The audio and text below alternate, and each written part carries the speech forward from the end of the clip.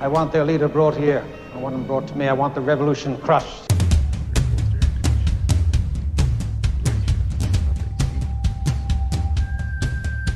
Do you guys need me to turn my air conditioning off too? No, you're good.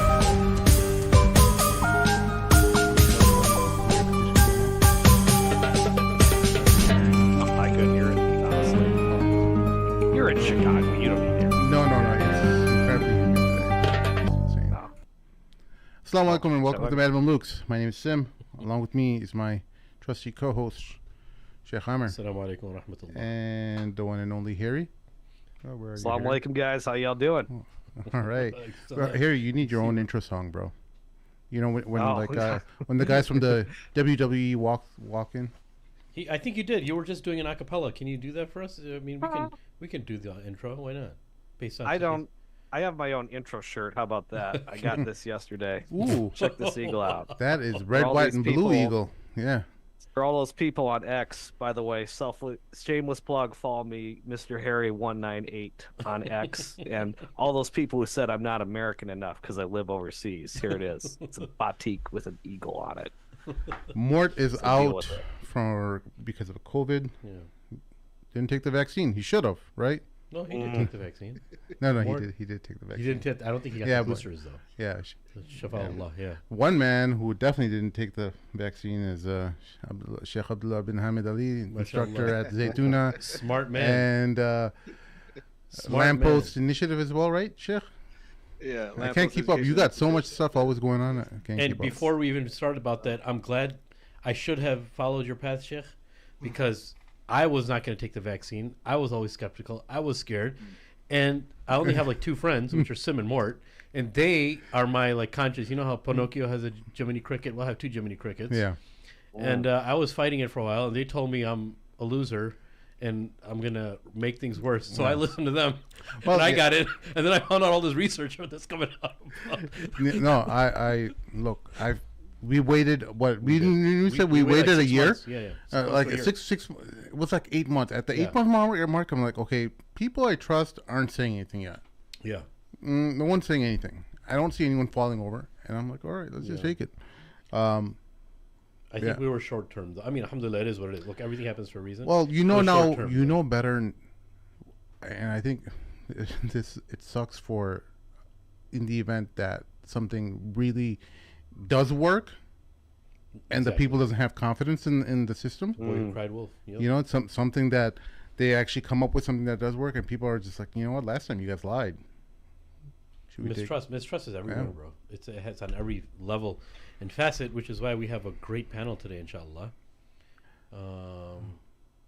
Yeah. Sheikh Abdullah Hamid Ali, let us know what's happening in your life right now, brother. Did you watch the debates, Sheikh?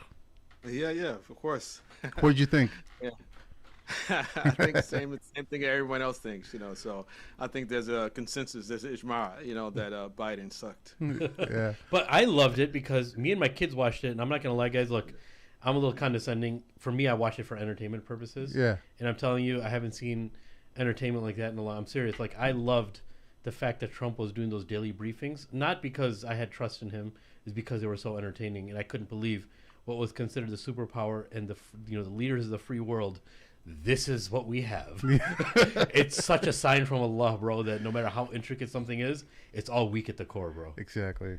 Hey, what are your thoughts, Sheikh?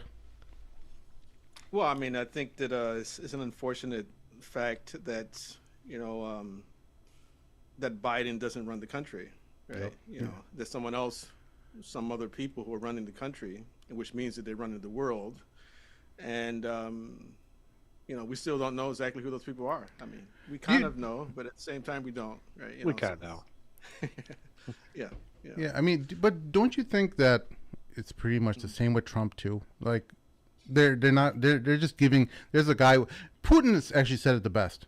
There was an interview with him and some 60 Minutes character from a few years ago, and they were asking him like, "What do you make of like how our decisions are made, and like or your interactions with so and so president?"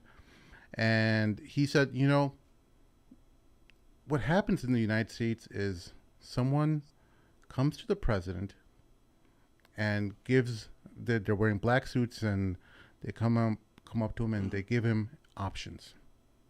He's not making decisions. There's people who say, "Hey, these are option 1, option 1A, and option 1B. They're all pretty much the same thing, but they're different variations, and each person from the suit is representing a few different power structures, but they're all have pretty much the same vision. No, I actually think it's a little bit different with Trump, because there's a difference between you being controlled and you not being allowed to actually implement your plan for the country and for the world, right? And I think Trump is much more has been, prevented from doing the things that he wants to do, as opposed to being controlled. Now, the issue of AIPAC, for instance, almost every single politician, as we know, is has to cater to AIPAC. Because they're the strongest lobby that's out there, the very strongest political lobby that's out there. So, and one has to give it to them as well, to the Jews, to the Zionists, that they worked hard to get where they are, right? And I think that people, should, I mean, you have to, you have to give it to them. I mean, it's more than a century of work, to get where they are right now, right? And so basically, I said with Biden, it's very clear, like his brain is just not working, right? I mean, yeah, he's and again, you're right, and I'm not trying to make fun of him per se. I mean, it was sad. It was really sad. It's sad. They keep on rolling him up there, and he's like a spiritual figurehead. Bro, almost it was elderly abuse. That's all it was. It is elderly abuse. Yeah. It was. I swear, I believe that. It was so sad. At the end, I felt really bad for him. Yeah. Well, I feel bad in one sense. In one sense, I don't. Yeah. Right. Of because course. at any time, Biden can say, "Okay, I'm done with this," right? But he refuses to do it, right? And that's one of the main problems that the Democrats have right now, is that they don't have many good options at this point. So Biden is stubborn. He doesn't want to step down. Yeah. They don't want to do the 25th Amendment because they're afraid of Kamala, because Kamala would be worse, right? They say, "Well, no, oh my God, if we get rid of him, then Kamala Harris is going to be in charge, and people like her even less than they like Biden, and it would be a even greater disaster potentially."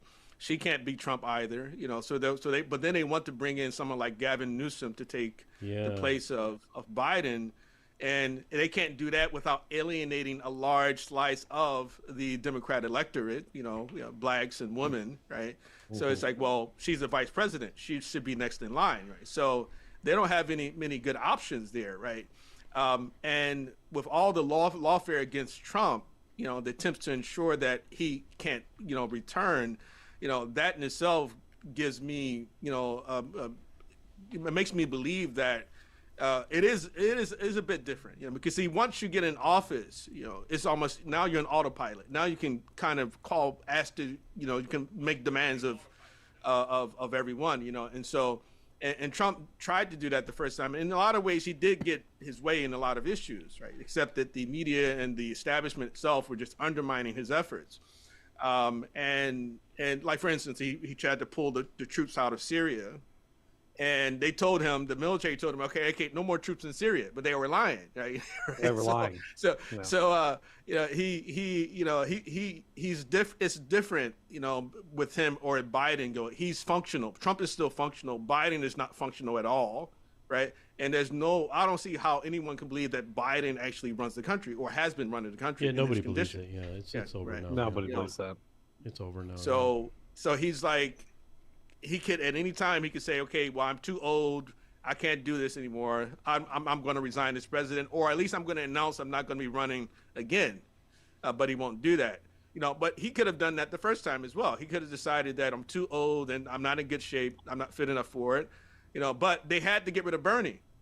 So remember that. So remember, Bernie was about to win the Democrat nomination, and then what they do, they brought Biden in. And then they took that one primary from Bernie. I think it was in Wisconsin. All the machines shut down at night, right? Similar to what happened during the presidential elections with Trump.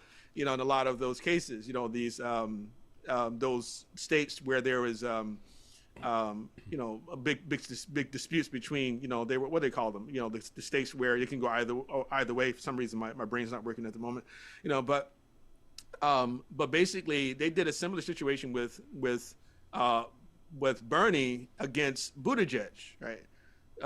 Or it was Buttigieg was something like, it was a major state. I think maybe it was Wisconsin. Bernie was winning, before the night was over, and all of a sudden all the machines broke down. And then they woke up in the morning, Bernie lost, right? And then they went to the next primary. It was in North Carolina, I think it was, where Biden had a lot of support. So then Biden, he won. So the Democrat Party undermined Bernie the second time. This is the second time they did it. They did it the first time with Hillary, then they did it the second time with Biden. So Biden, at any moment, in the earliest part of that particular cycle, he could have decided that, well, okay, I'm not fit for this. I'm just too old, and I don't think I'm going to be able to last. But and he's had a long career, 50 years or more in the Senate. Half a century, right? And we know his past. He's already been known to be gaffe prone. He's already been known to be pro AIPAC, pro-Israeli. He was already, he's so many different racist statements he's made over the years. He actually spoke he gave the eulogy for a well-known KKK member, right? All those things, despite of all those things, and the Muslims still voted for him, and but now, it seems that supposedly we're awake now, and we're not going to, make the same mistake in the future, even though we continue to do the same thing over and over and over. So we'll see. Harry, what are your thoughts? I haven't heard from you yet. Well, I was letting Sheikh bin Hamid speak freely. I wanted to be gracious and not be my normal egotistical, narcissistic self. And since Mort's down with COVID, I figured, I could just come in here and just, no, wait, somebody else there. No, you can take Mort's spot, please. Please feel free. No, okay, all right. Well, I have some very disappointing news. First of all, it's a real pleasure and honor to meet you, Sheikh. We've been Sheikh and I have been talking on Facebook Messenger for years. And ironically, before I became Muslim, I was trying to get other conservatives and Muslims to kind of look at each other like, hey, man, we should be talking to these people over here. Like, really? Even before I became Muslim, I was like, we got to give these people. That's kind of how I became Muslim. One of the ways I became Muslim. People kind of sort of pulled me in. Muslims like, oh, you're giving Republican dawah. Oh, we got some dawah for you too. Come on over here. But I agree mostly with what Sheikh is saying, and I've said something similar to that for a long, long time. I'm going to take this conversation in a dramatic direction, though, by saying that I have recently decided to jump off of the Trump train. And I'll tell you why. Okay. But by the way, I agreed with. We're not. What's up? We're not sad that you did that, but go ahead. I'm not. That's right. Harry and Sheikh bin Hamid both know that I don't believe in the whole institution is just a whole sham, and I feel like everything is just there just to have a spiritual figurehead that everyone just sees to put a lipstick on the pig type of situation, and. The khinzir. The khinzir, yeah. Go ahead. Sorry, bro. Just the furniture. No, it's all good. So you stepped away from a Trumpster. I'm going to tell you why I got away from Trump. Because I agree with Sheikh bin Hamid that he is a much more independent agent, and he was obstructed unfairly. However, and this is something that people like Colonel Douglas McGregor of our country, our choice, have said, Donald Trump routinely picked the wrong people to surround himself with. So you come out here and say, oh, well, every president, they get some people with suits, they give them A, B, C option, blah, blah, blah, blah, blah. Okay, fair. But you as a president have a choice about who you put around you as the stuffed suit to give you the options. And Trump routinely chose the wrong people. He threw Steve Bannon under the bus completely. He didn't do much to stop or help the people who were falsely accused on J6 of insurrection. He didn't release Julian Assange when he could have. He didn't release, what's the other guy in Russia? Former CIA. Edward Snowden. Edward Snowden. Edward Snowden. Didn't release Edward Snowden. Snowden. He didn't release Snowden. He has basic. I mean, with the, like Shake said with the APAC. Yeah, I mean, you gotta throw them a bone because they kind of run the show, whether you like it or not. But at least with the Abraham Accords, Trump tried to. He genuinely, I believe, genuinely saw Mahmoud Abbas and saw the situation and saw with Bibi in particular, who he does not like. He does not like Bibi. He saw Bibi as somebody who's not willing to make a deal, and he was trying. The Abraham Accords, what was a bad deal, and I'm glad that the Palestinians aren't stupid enough to take it. At least it was an attempt at a deal, a serious attempt, a bad attempt. But now Donald Trump has basically, he's basically just caved in, and he's just giving them what they want, and he's just said we're going to go full hog. Well, I'm sorry, Mr. President, but you can't just send them weapons at this point and call it a day. At this point, where we're at right now, there are U.S. naval carriers right off the coast of Lebanon, right off the coast of Israel. There's a bunch of American bases that are super vulnerable across Syria and Iraq, and those guys could easily get pounded or overrun very, very, very easily by any number of militias in the region that are loyal to Iran, tied to Iran. And we've got Marines, Special Forces, Delta Force, Navy SEAL assets all around that area right now, doing all kinds of crazy stuff. So the reason for voting for Trump, the whole reason for voting for Trump was that he was going to, at very least, keep boots off the ground, keep our ships patrolling the world's oceans or closer to home. And he's not doing that. It seems to me that how can he do that when he's not the president? I mean, why would you expect those things from him? I mean, for instance, January 6th, the people who were imprisoned after January 6th, that all happened after his term was over, right? Well, much of it happened after his term was over, so he couldn't do anything. Biden could do something. And again, I'm not here to advocate for Trump or for anybody, right? Personally, I don't really care if anybody votes or not. I'm a cynic, similar to Sim, right? When it comes to a lot of these things, right? So, but I do think the art of statecraft is very complicated, and we don't have a dictatorship, right? The president is an executor. He's a commander in chief, but he's also an outsider, so I didn't expect Trump ever to really be able to do everything that anyone, or any president for that matter, to be able to do everything that everyone wants for the president to do. To me, I think that a more realistic view of the presidency, or rather a more realistic expectation, right, from the presidency would be primarily that particular president is serving his people, right? That he's looking out for the interests of the Americans first and foremost. And I do think that Trump did a good job with that, and his messaging on that particular part is extremely powerful, and why a lot of people are gravitating towards him, and why his numbers continue to go up. And there's a higher percentage of minorities, racial minorities, who actually are planning to vote for him the second time around, right? So I live in California, which he's unlikely to win, right? So even if I were to vote for him, it really wouldn't mean much, to be totally honest. So again, I'm just, I mean, you make some good points, but I do think that we may be a bit unrealistic about what the president can give to us, right, as a people. And the issue of extending an olive branch or extending a bone to AIPAC, I mean, listen, he's trying to win the election.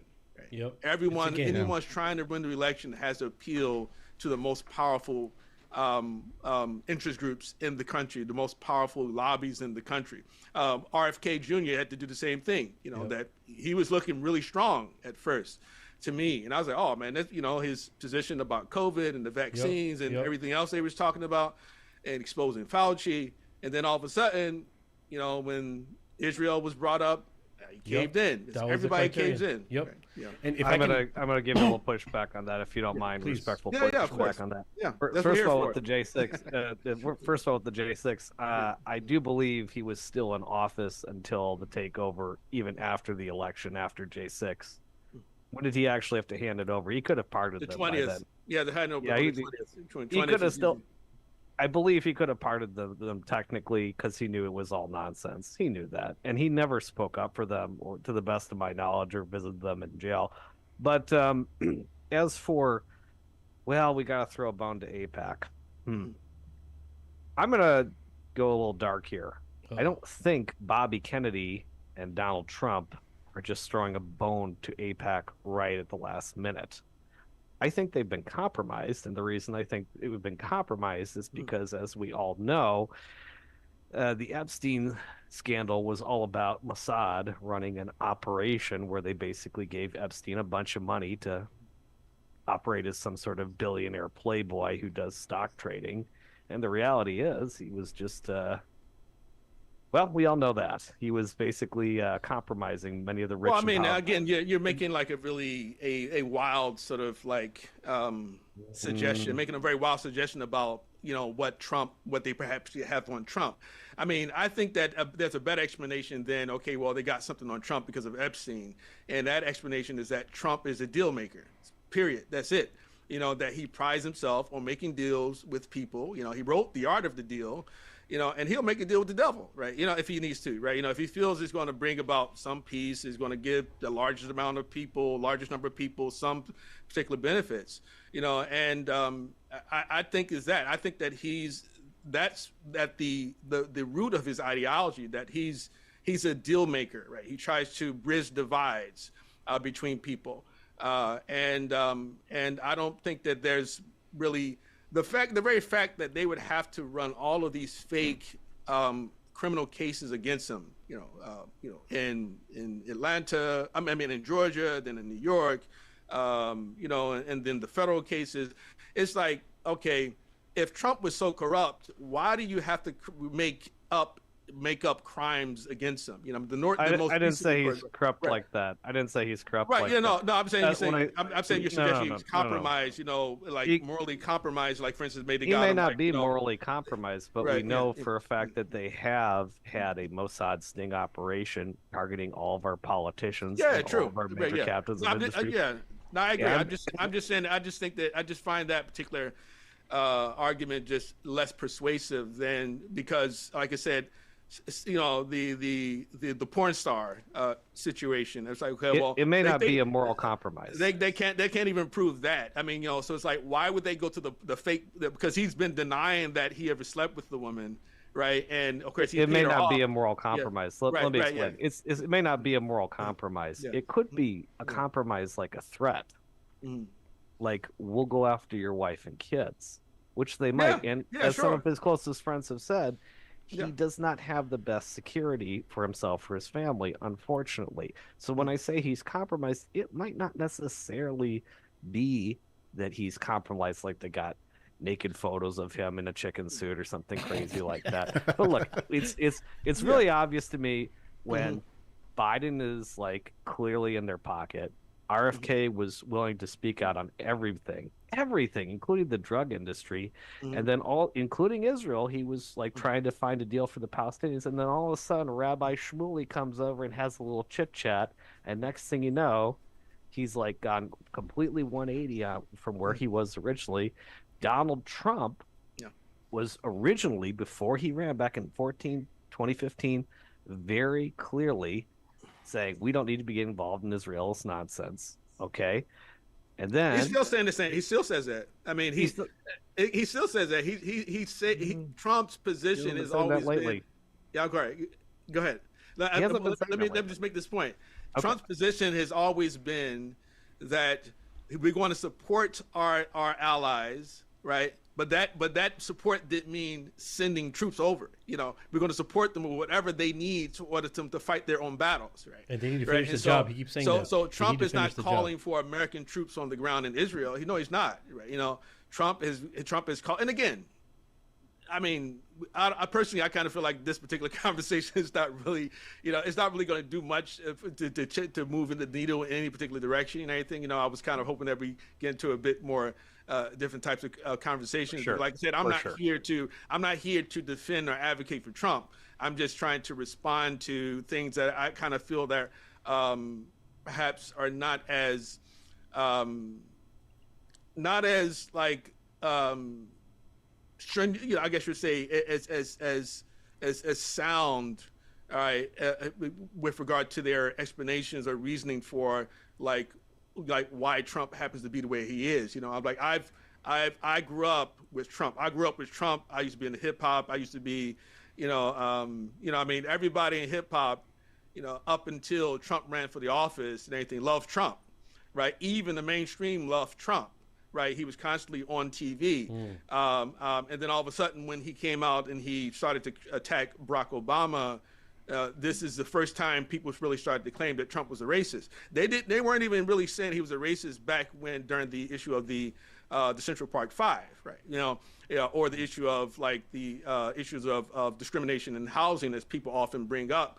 And so, okay, he discriminating against welfare recipients. I felt he has a right to say, okay, well, I don't want I don't want to rent these homes out to people who are on Section 8. Right. I don't think that's necessarily racist. That applies to not all people on Section 8 are or on welfare are black people, right? And so, and his outrage about Central Park 5 is like, okay, well, why can't it be that he was reacting to the gruesome attack itself, that he just felt that, because those are the boys who were arrested, and he assumed, like everyone else would assume, that these were the culprits, and say, well, okay, then they must have done it, and so we should give them the death penalty, because what they did to that woman, they were out there that we're night. We're not really talking about that. Right. I fully agree with everything that you're saying here about the stuff in the past. What I'm talking about is it's very clear over the last year that Biden, RFK Jr. and Donald J. Trump have all had a little chat, if not from Rabbi they running for office. Somebody. They're running for office. And they're being intimidated into doing something that they don't really believe in. So that's why that's all politicians. That's all politicians. Okay. I don't think you're saying anything special about those three men. I think that this would be the same case with every single politician who's running for office. They're going to appeal to those people who they believe are going to make it possible for them to win the election, right? So. And some people will be more compromised than others, right? But I don't see why he would not appeal to them, and I don't, and even like, for instance, the comment he made during the debate the other night about the Palestinians, I know it make Muslims upset for him to say things like that, but you have to understand too, Trump he doesn't expect to get Muslim votes. So he feels that it's okay for him to say those type of things. And Muslims are about 1% of America. I'm not even talking about the Palestinian comment. That's not really what I'm getting at here. What I'm saying is, if he's just going to do what Biden and RFK would do, I see no sense in going out of my way to support him anymore. No, again, I'm not trying to convince you to support him at all. I'm just trying to just highlight that I just feel that your particular reasoning, about him is a bit like unrealistic and perhaps even unfair, because you're trying to hold him to a standard that we typically don't hold any other politician to, right? And I just think that, in politics, we have to be a bit more cynical about politics. I was just like, well, it's politics. We're not looking for moral exemplars in politics. That's not what I'm looking for either. Right, yeah. So, I'm looking for him to do one thing, which is not cave into Israel, and he's doing that thing that I didn't. No, that's fine, and that's fine. If that's a deal breaker for you, cynical is fine. I think what happened. I mean, like I said, if that's a deal breaker for you, then hey, I mean, that's not a problem. Deal breaker for me. That's a deal breaker. That's why I'm on the Trump train. I respect why you're on the Trump train. I'm just telling you, I'm done. Well, I'm not on the Trump train. I'm actually not on the Trump train. I'm on the America train. In other words, I feel, same here. We're all on the American train. I feel I'm choosing the person who I believe is best for America. Be that Trump or be it anyone else, right? So, and like I said, my vote really won't mean much of anything anyway, right? Because I live in California, and Trump is not likely to win California unless some miracle happens, right, where Trump actually wins California. So for me, I'm concerned about the conditions in my country. but prior to anything else, before anything else, I'm sure. concerned about what happens here, Yeah. right? And so whoever's running for office, and if I have opinions about those running for office, I'm going to express my views about who I believe will be better for America Before you play and for the future of America. So 1 second, I know Sim, Be you're going better to play on a some clip. things. So if you, I think there's just 3 things I want to touch on really quickly before you play that clip. I think the thing is that the reason why Trump had a specific type of reputation, that brash, not giving a about anything, and that's why I think the initial issue that he had with him, belittling the CIA in the beginning, and him having an issue with the CIA, and a lot of stuff is documented. People loved that about him, and through his elections, before he was even president, in his presidential elections, he got that. People just like that no BS attitude and just saying what he believes. If he doesn't like you, I don't mind. At least he tells me to my face. Democrats just smile in your face and stab you in the back. So we don't like Trump, but at least we like that about him. And then obviously the people of corporations. There's all that there, and that's why people had certain types of expectations of him, right? And I think that's where some of that can come from. Is people had, dude, he in his own way was passion is not the word, but he was exuberant, and people loved that. Even though it was negative energy, it was some type of energy that they know that they were clinging on to. The other thing is, I think the other criterion is based on what we've seen in the elections. Just to seal this up a little bit, so we can move on, is people have an expectation, and people have this expectation of what we call democracy, right? And what ends up happening is, there's 2 ways of looking at this. 2 questions we should ask. Number 1, what is democracy? Number 2, are we actually in a democracy? And what we've seen, of what we've seen, that the people have been given something and they live by it. They love it more than their religion, and they'll support it, and they actually believe in something. And I think a lot of them only limit it to a few things like freedom of speech and this and that, and the right to vote, and a few other things. I could just do whatever I want. There's a lot more to it than that. And is it that we're actually living in a democracy if these presidential candidates are appeasing to major corporations and conglomerates that are giving them money in order to be the face of the country that's going to make them financially successful? That's in no way a democracy at all. So what the voting actually does is, it obviously, and I know this is a little elementary for us, but just so we can bring things back in, reel things back in, people have this expectation of democracy, and they didn't see that with Joe Biden based on what happened with Gaza and all that kind of stuff, and everything in Ukraine and all the wars that are happening and these attitudes that are happening towards the Palestinians on both sides. So people are like, yeah, we're probably not complete in democracy, but we kind of like the attitude of Donald Trump, so I think we're going to go for him. But those who vote, like, one thing I would say, if you're going to go out and vote, just to the listeners, anybody else, if you want to send a message, which people are starting to do now, just vote for uncommitted. You have an option to vote for uncommitted. And what voting... I am the right-wing version of uncommitted here. No, and that's what it does. Exactly how I feel. But what voting exactly actually how I is, feel. what the voting actually does is it tells the American public and the federal government and those responsible for candidates and candidacies and who want to be politicians, it lets them know where the people are. It's like getting a little bit of a PR litmus test to see where everybody is, right? And if you firmly believe in the system, and there's a influx of people, which there are now, that are going out to vote, number 1, they're just not voting. They're actually going out of their way, and they're going out of their way to check uncommitted. That sends a different type of signal, right? If you believe in the system, and if you believe that has an effect, that voting actually has an effect, then I would say that would be the smartest thing to do, right? But then you would have to answer, is it really a democracy, and what is democracy in the first place? I have an answer for that. Well, 1 second. Here, I want you to comment right after this clip, because people are asking about the clip I mentioned earlier where Putin is talking about this. Here we go. People start explaining. Это происходит от одной администрации к другой. Вот что-то изменить. Is there a translation? I don't know. Oh, sorry. 1 second. Me neither. I apologize. The formatting here. Let me just fix it. Is he real wearing quick. makeup, or does he really look like like those dolls that they sell? Oh, of course they have to wear makeup. He looks like a plastic doll for some reason. I don't know why. Here we go. Maybe it's just me. I think it's pixelated too. It's too loud. This looks so scary. Yeah. Here we go. Chucky. I'm just gonna make it a little higher. Okay, there we go.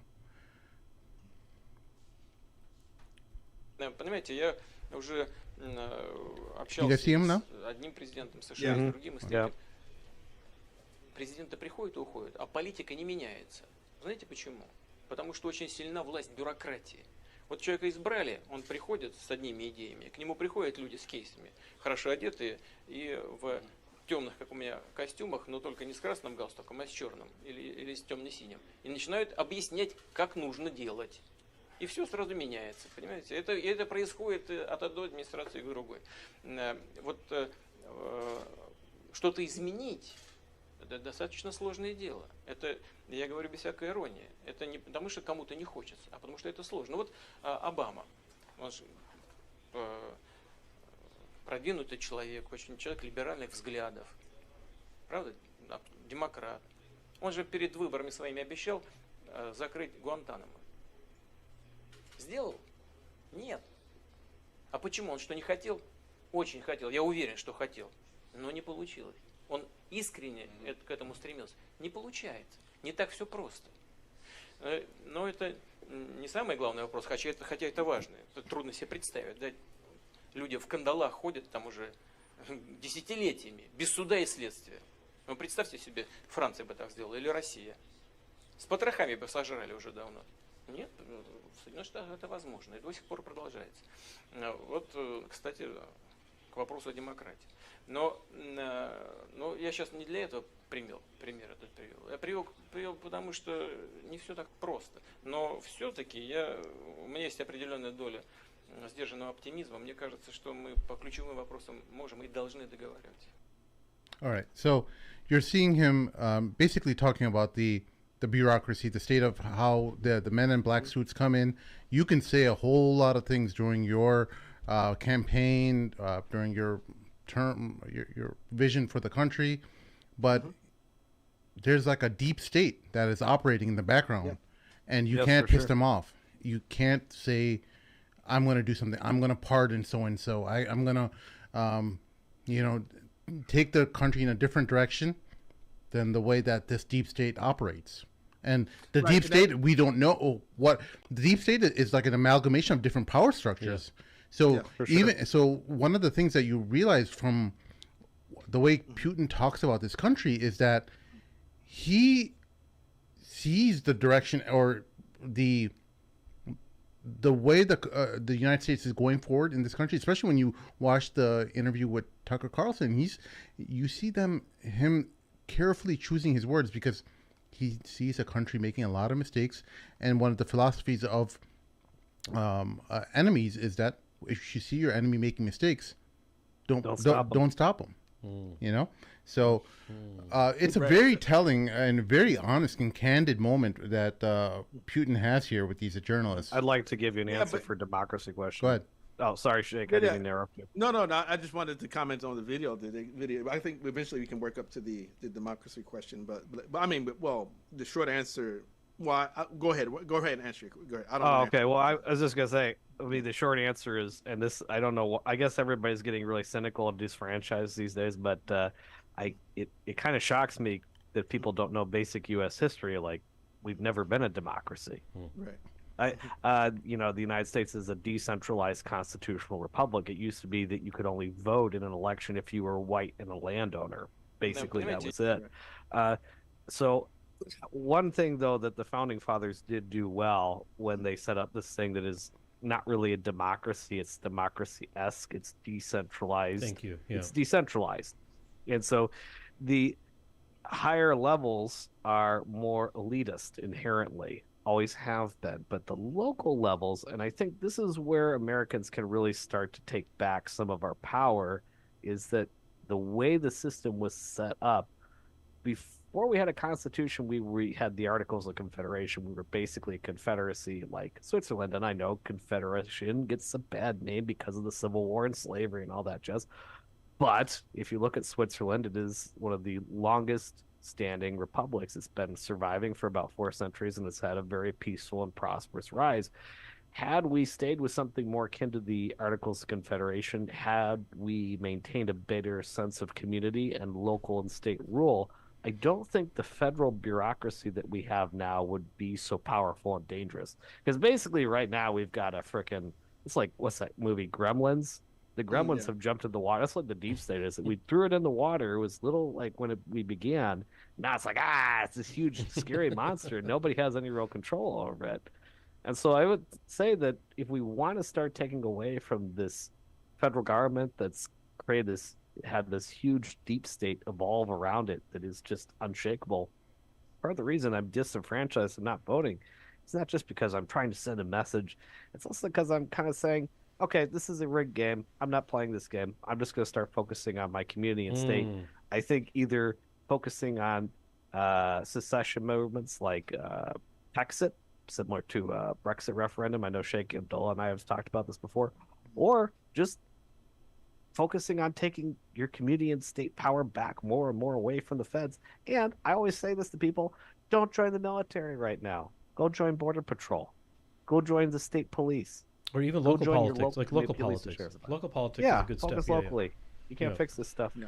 Don't join in. Don't be their slave. Don't be stupid like I was trying to get free college money. Yeah, Wow.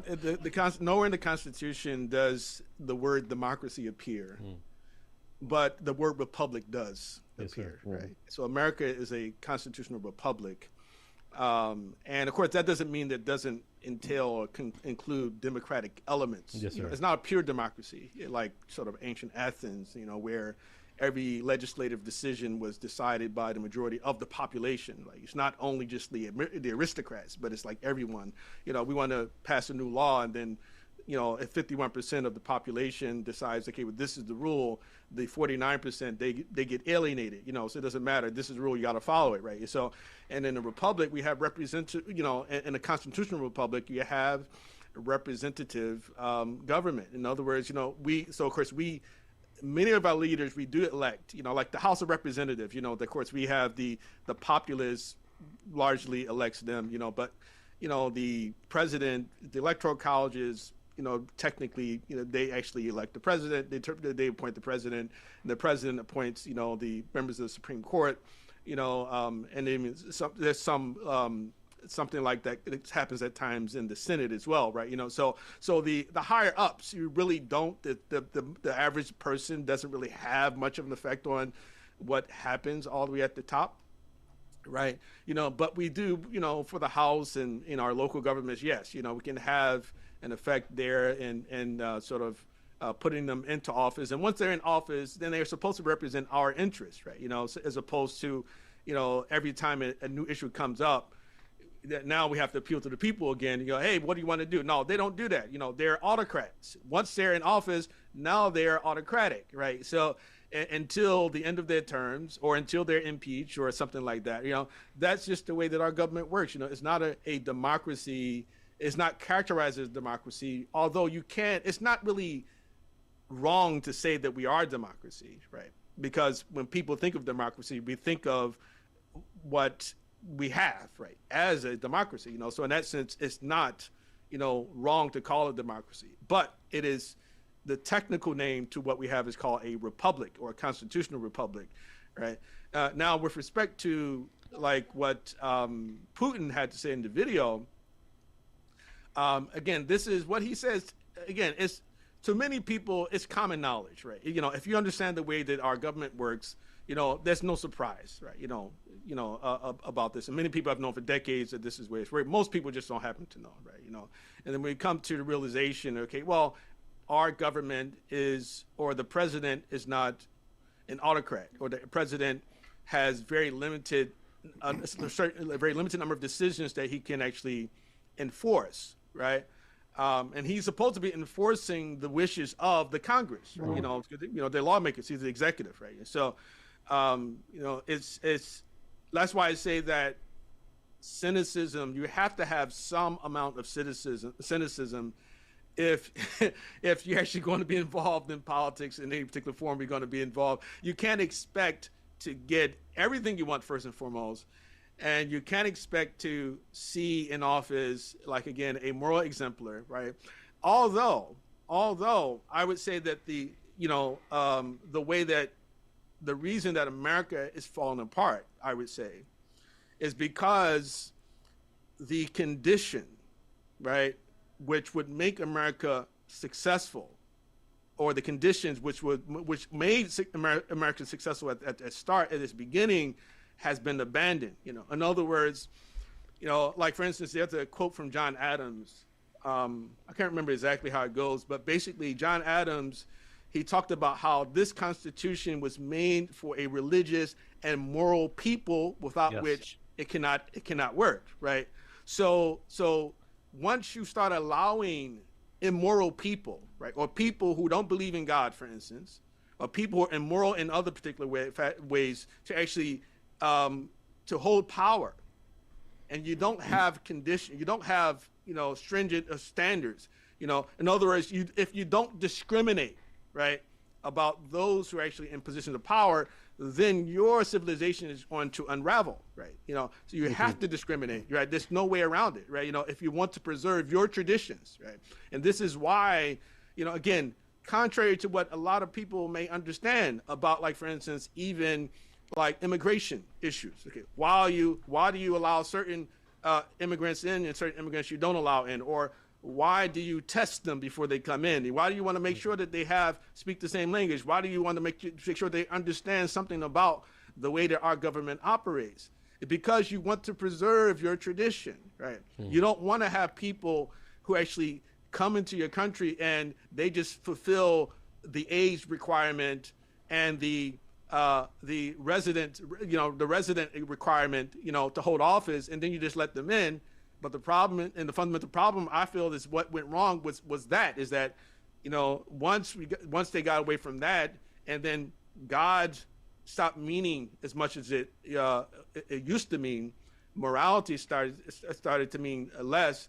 Then we see what's happening right now. So in that sense, whether it's the Republican or the Democrat Party, you're just basically you're actually riding two different trains, except that one is taking you to hell faster than the other. Both of them are still taking you to hell. Yeah, beautifully put, Yeah. Sheikh. And go ahead. I'm sorry, here you were going to say? Oh, yeah, no, I fully agree. I would just jump in. I'd like to transition here, if you don't mind, a little bit here.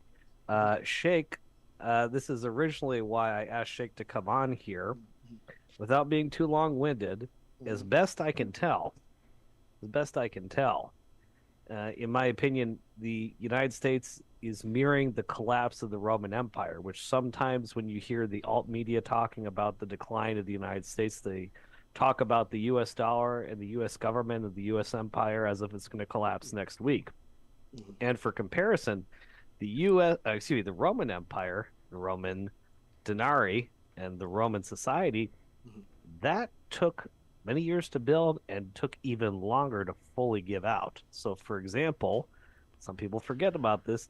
There was an eastern half of the Roman Empire called Byzantium, and it continued after the collapse of the Western Roman Empire until 1453, when the Turks took it over. And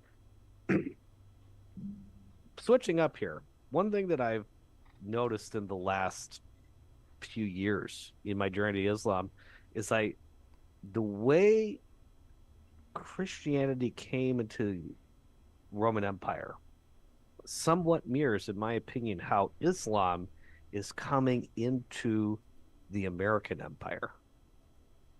And so, for example, if you read the New Testament, there's this passage where Prophet Isa, peace be upon him, is talking to a Roman centurion. And the centurion says, "Please heal my men." And Jesus says, "Oh, I've never seen such faith in the land of Israel. You didn't even ask me to go there. You just said I can magically do it." And that centurion, well, that story may or may not be true. It is certainly metaphorically true in the sense that Roman centurions, Roman diplomats, Roman travelers, tradesmen, they encountered Christianity outside the Roman Empire proper and brought it back into the empire. And also, how Rome became Christian is that they saw the Christian martyrs dying in the Colosseum. And what do we see right now? I have so many friends, prior military friends that have traveled abroad that I talk to and interact with on a regular basis that are now Muslim and living in America. Alhamdulillah, their experiences in the Muslim world, they brought that back. And also we see on college campuses people that we would never have thought of as being religious and conservative and traditional, people on the left generally, embracing Islam because they're inspired by the martyrdom of the Gazans. And so I'm going to suggest that perhaps maybe the reason the United States is being allowed to maintain itself, even though it should fall apart, could be that Allah Almighty has a plan to use America as a new Roman Empire, or allow part of it to break off and become Muslim in another way. It's a crazy thought, but what it brings about is, Sheikh, as Muslim Americans, if inshallah we really do become a Muslim nation, okay, what are we going to do with the Constitution? Without getting too technical, are we going to keep it, discard it, modify it? Our traditions, basically in a nutshell, how do we decide what to keep and what to throw away? What parts of our identity are valid and what parts of our identity need to go away? What do you think, Sheikh? Well, I mean, I guess it depends on what group of Muslims actually become in power, right? So, if the wrong type of Muslims, I would say, are in power, then the Constitution is gone, right? But I don't think that there's good reason to imagine that Muslims will, at least those who live today, would actually take over, if there was an impending fall, impending collapse of the United States. And I would say as well that while the United States is extremely weakened right now, and the empire has been weakened, I do think that the revolution or the unraveling of the United States empire is still going to take a number of years, still some years away, I think, if at all. There are some things I believe that can be done to salvage even the United States right now, because I do think that Muslims especially need to appreciate what we have here. That, so like I mentioned earlier on, that I'm not Team Trump, I'm Team America, right? See, America is my home, right? I love America, right? And I know there's certain Muslims who actually probably don't like that type of talk. I don't really care, right? This is my home, and I want my home to be a safe place. I want my home to be a place where justice, it prevails. I want my government to do the right thing, right? And we take advantage of the First Amendment, right, to actually be able to criticize our government, right? And if anything that's so special about it, that's the most special thing about America, is that we do have a First Amendment, and we're actually able to attack and criticize our government, to criticize our leaders, etc., without fear that we're going to be put in prison for it, but about fear that we're going to be killed for it, right? That first and foremost, And so all the Muslims who are in different parts of the world, in the English-speaking Muslim world, I've seen over the past, number of months, so being very critical of the West and of the United States, especially, and how bad America is, right? Civilizationally and morally. Sure, government, doing a whole lot of bad things, and there are a lot of bad things happening in the United States, a lot of bad people, but there are also a lot of good people here, right? And the thing is interesting about the Quran, in multiple verses, Allah subhanahu wa ta'ala, like he reinforces this idea, this principle, that when there are people in the midst of a group of, as long as there are people who are asking Allah's forgiveness, as long as there are people who are continuing to try to do the right thing, then Allah subhanahu wa ta'ala will not bring ultimate destruction upon those people, right? And America has a lot of factions of people, some idolaters, well, many are idolaters. We have Muslims as well. And I think that Americans generally are more religious than they are in Europe, right? In particular, there's no other place I would like to sort of live, right? And so many people, that's why so many people want to come here, right? So at any rate, I'm sorry, I kind of like took your question in a different direction, but kind of come back to answer your question. I would say that the Constitution is, to be totally honest, is largely just a description of how the government should function. Right? It's really about statecraft. What are the obligations of the government? How are people appointed? how people are removed from office, and we have the Bill of Rights, of course, right in there. Sure. We have, their 27 amendments, the 10 Bill of Rights, which are important. But those rights are about protecting us from the government, right? The Constitution actually is about trying to prevent the government from being tyrannical on us, right? Absolutely. So why would a Muslim want to remove or get rid of the Constitution? My question would be specifically, what would you keep the Constitution as it is right now? Is there anything from a Sharia or fiqh standpoint that you would just say, no, we should get rid of this part but keep this?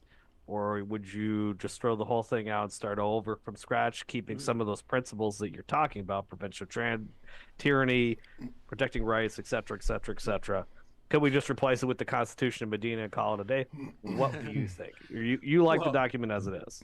Yeah. I mean, as the document is, I don't believe that there's anything worth removing from the document, right? You have even the 13th Amendment, which is which is an amendment which both abolishes slavery, but also continue to perpetuate it as the in consequence of a crime committed. In other words, slavery was abolished, but you could be a slave and actually be forced into labor if you are actually a criminal, right? Prisons, that actually is in the 13th Amendment.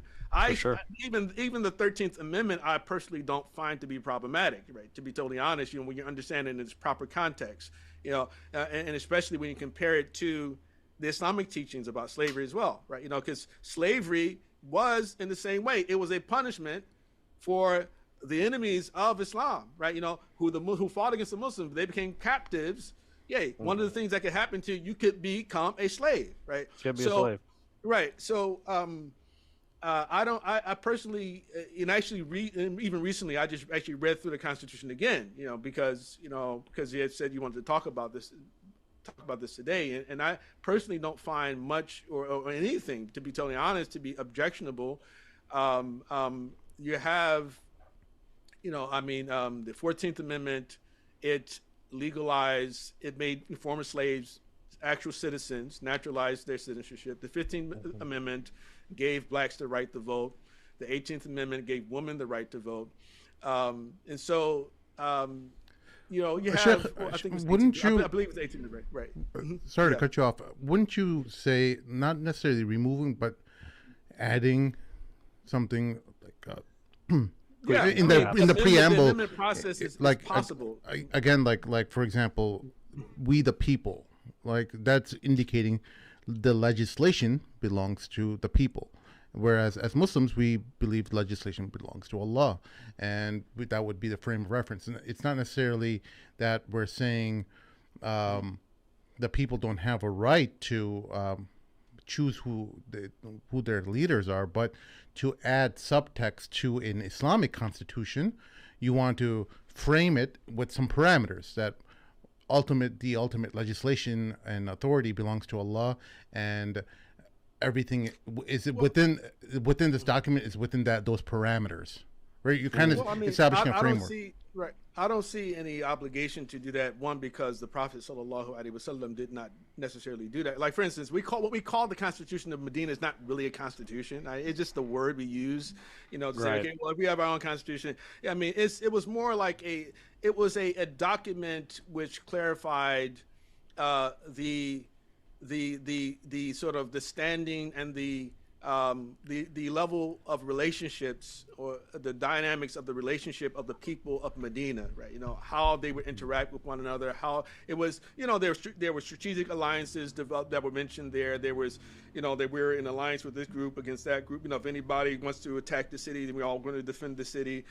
Those type of things. It wasn't a document outlining the way that the government was going to run, how everyone, different departments of government. Didn't say that there was a legislature and there was an executive branch and there was a judicial branch. As a matter of fact, there really was no court, in the time of the Prophet ﷺ. It was really more just to guarantee that y'all can have your own religious practices and do your own thing, and we won't bother. Right, exactly. That we're all citizens of this city, right? And we are equal in our citizenship, right? And the Prophet is the leader of this city, right?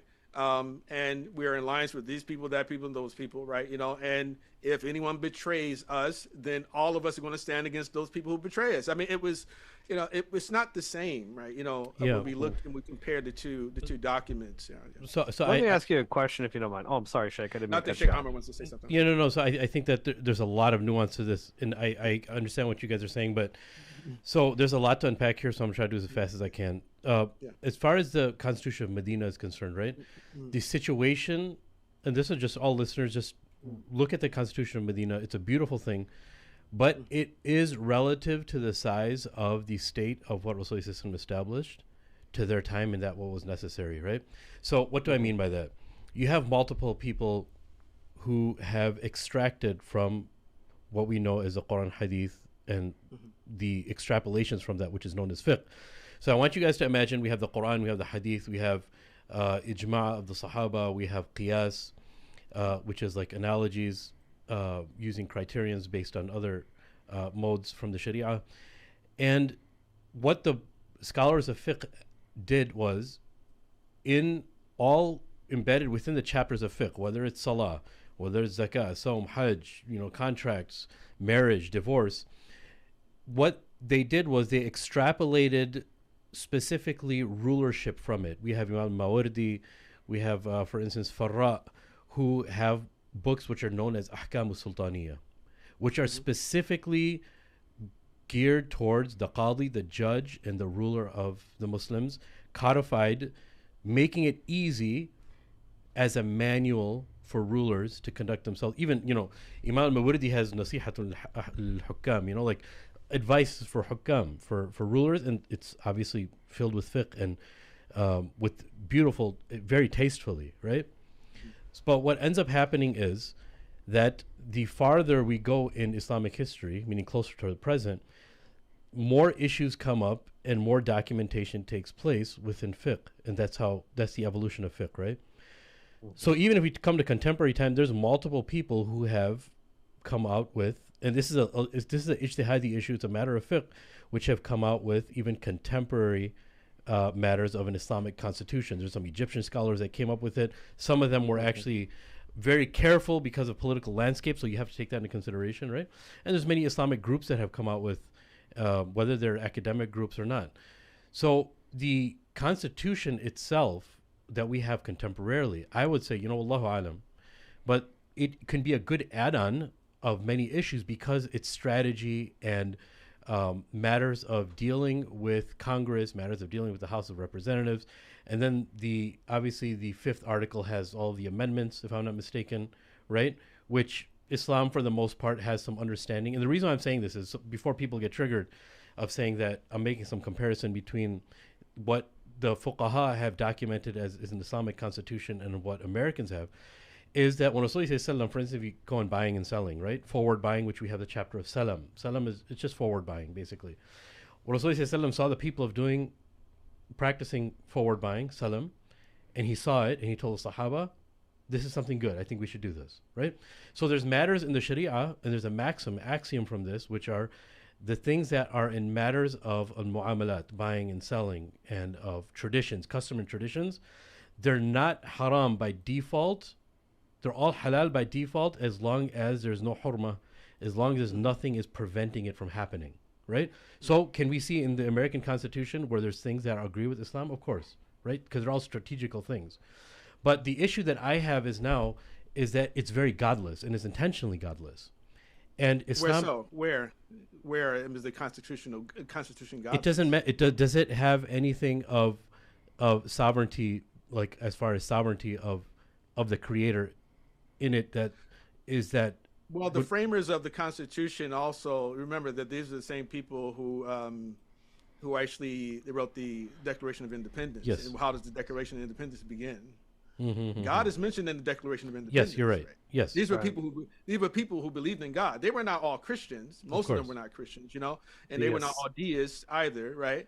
But God is an essential part. They're monotheists on top of that, right? And so this idea that our Constitution and in our country and the founding documents of our country, they sort of, eliminated God from the purview of man's destiny. You know, that's what I'm trying to say false. is, Sheikh, no, it is false on a meaning level, but on a face value. Look, and I agree with Sim here, because one thing that I have an issue with is when we make it more, when we give more strength to people and people power in the sense of trusting their faculties in order to conduct their affairs, that becomes an issue. So when we see, the reason I mentioned all the different constitutions that have been developed throughout Islamic history, all of them are relatively all of what constitutions? I mean, there's the Constitution of Medina, and after that, when was there a constitution for any? Pancasila in Indonesia, basically. Any empire, right? You know, so a constitution is a fairly recent,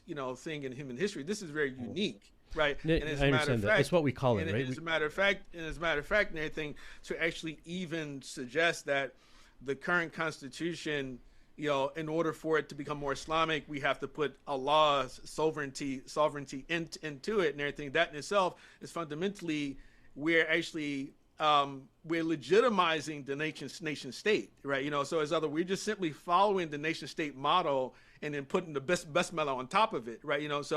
But throughout Islamic history, we didn't have the different Islamic dynasties, the Bani Abbas, Bani Umayyah, and everyone else, the Seljuks, whatever. That people were like, because we read in the history of Medina that the Prophet supposedly had a constitution of Medina, that we're gonna have our own constitution. It just didn't happen, right? So I understand. Right? No. I'm actually agreeing with you. Alternative option. No, I'm actually agreeing with you. What I'm saying is this, pardon my articulation. What I'm saying is this, that when there is an Islamic government, if America ever happens to be, I personally don't think that's anytime close. I personally think, like, what happened in Gaza is a good example. What happens outside of America changes internally what happens in America, right? And where there's heavily Muslim populated areas, wallahu alam, I personally believe that's where changes are going to happen. But everything's up to Allah anyway, right? He gives izzah to whoever he wants, and he gives and he demeans whoever he wants. But what I'm saying is this, is that the idea, and the reason I was talking about democracy is it's a very democratic heavy constitution, right? Now, democracy can be defined in many, many ways. We see in recent Islamic history where people talk about Demokratiya al-Islamiyya, Islamic democracy. And I always wondered before I traveled and just learned a little bit about what they actually meant by that. What they actually meant by that is democratically charged elections, not just a full democracy where people are going to make all of the rules, right? And I know this is just a subcategory. What I'm saying is that the Constitution of Medina, if we come back to that, we can call it a constitution, but we can say it's not actually a constitution. But it does set a precedent to those people who are responsible and those people who are obviously hukam, right? And the books that are infused of fiqh, of this is what a qadi should do, this is up to the hakim to do that. And I'll just give a small example. Sorry if this is a tangent. Just even in the mu'amalat, right? The Hanafis have a very specific understanding of Salat al-Jum'ah and the acceptance of Salat al-Jum'ah, right? And Salat al-Jum'ah is only accepted, according to Imam Hanifa rahimahullah, if the Jum'ah is conducted by either the Khalifa or a Khalifa appointed wali that's conducting the Jum'ah. Other than that, Jum'ah is not even fard. That's Imam Hanifa's personal opinion, right? Right.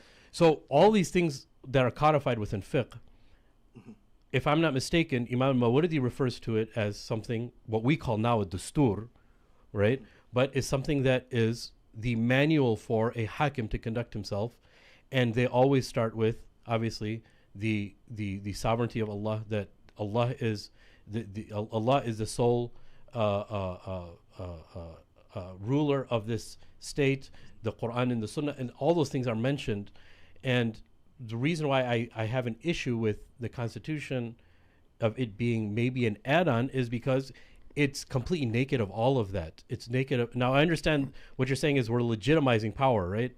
You said you used an interesting. No, I mean, no, I think that you probably should go back and have a look at the Constitution, because I think that I don't think that there's a strong basis for what you're saying here, because the Constitution is not telling us how to worship. It's not telling us who to worship. And that's the problem, right? Isn't that the problem, though? No, it's not a problem at all. If anything, because remember, the Constitution was about limiting the power of the government to interfere in people's lives. Yes. Right. This is what the Constitution is all about. Right. So Sheikh, that's why I said, and I'm sorry to cut you off, just so I clarify myself. I'm so sorry.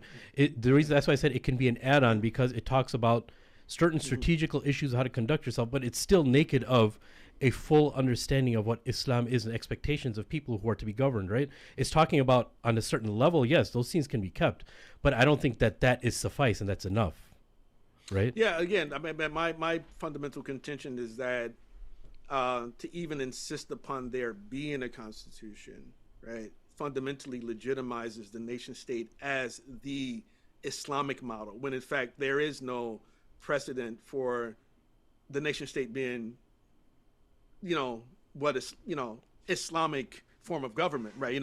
I mean, Muslim states for most of our history lived as pluralistic societies. It was very they didn't recognize borders, is what you're saying. Yeah, they did. They didn't recognize borders. I mean, borders as far as there were borders until we took them. Our armies went past them and said, "Hey, you know what? I mean, the borders weren't as clearly as defined as they are now. But they were definitely borders. There was a such thing called ribat, right? A ribat it's border control. That's what a ribat is, right? You send your soldiers to the border. What are they doing? They're looking out for the enemy to make sure that they don't come through the thugarat, the inroads, into the territory, Muslim territory, right? So there are borders, and even in the Islamic State, right? And so that itself is not, some Western idea, right? No, I think there's some confusion here. Right? I think that's before modern air travel. No, I think there's some confusion. I think what Sim is saying is that the borders between Muslims amongst themselves, even though there were some, but Islam doesn't have the expectation that you should form borders between Muslim entities. Right. And the other thing is, I think, Sheikh, are you saying, and maybe I'm unclear about this, are you saying that Islamically there's no legitimacy for an Islamic entity, an Islamic government, to have a constitution? Is that what you're saying? Or are you saying go ahead, finish your question. Or are you saying that because America was already a country that was established, bringing in an Islamic constitution to it would further legitimate the nation state as it exists, so it doesn't make sense? Like, it's either, are you saying that again? No, I'm not necessarily saying that. Even if it was legitimizing it, that is the problem. I'm concerned with Muslims having a misunderstanding, which I consider to be a misunderstanding about this idea of the nation state. Yeah, thinking that a true Islamic state has to resemble what we have today, right? In other words, I see what you're saying. You understand? So yes. Something on the model of the Western state. So why can't it be something completely original, right? So, Sheikh, you know what you're saying. When we're studying legal, anything legal, right? There's always a pretext to understanding. Well, what was the intention of the founding fathers? What was the intention in the Jefferson papers or in the Monroe Doctrine or the Monroe papers and stuff? And all these founding fathers had a lot of philosophy and a lot of thought behind a lot of the wording in the Constitution, right? So when you have the U.S. Constitution in its current state, the way it is, it's coming from this notion or this idea where the founding fathers did not want religion to permeate into American society. That's not true. That's not quite the opposite. They didn't want the influence of the church in the state. How's that not true? I'm gonna jump in. Hold on. No, it was very clear that the founding fathers wanted a religious society. Even the deists who did not believe that Jesus was God wanted that, and they were very specific that in their writings because they knew that the society would not function without religion. Now, I'm going to jump in and say one quick thing, and then I'm going to back out here again. Real quickly, I would like to suggest that there might be an alternative pathway to solving this problem. Perhaps as, inshallah, more and more Americans become Muslim, if that's what happens, rather than throwing the constitutional baby out with the bathwater, because I like the Second Amendment, guns are cool, and the Yemens are the only other people that have something remotely close to the Second Amendment. So we must be onto something. They must be onto something too. I'm going to suggest maybe we could just sort of, rather than just throwing a Bismillah on top of what we could take the Constitution and add an Islamic interpretation for it, and gradually keep and discard what works or what doesn't work. I understand that, the whole Bismillah thing. So I'm just gonna say even more clear. For instance, Sheikh Hamid, for instance, when we have any khilafah, any Islamic government would choose a madhab, right? to conduct itself in a courtroom and stuff.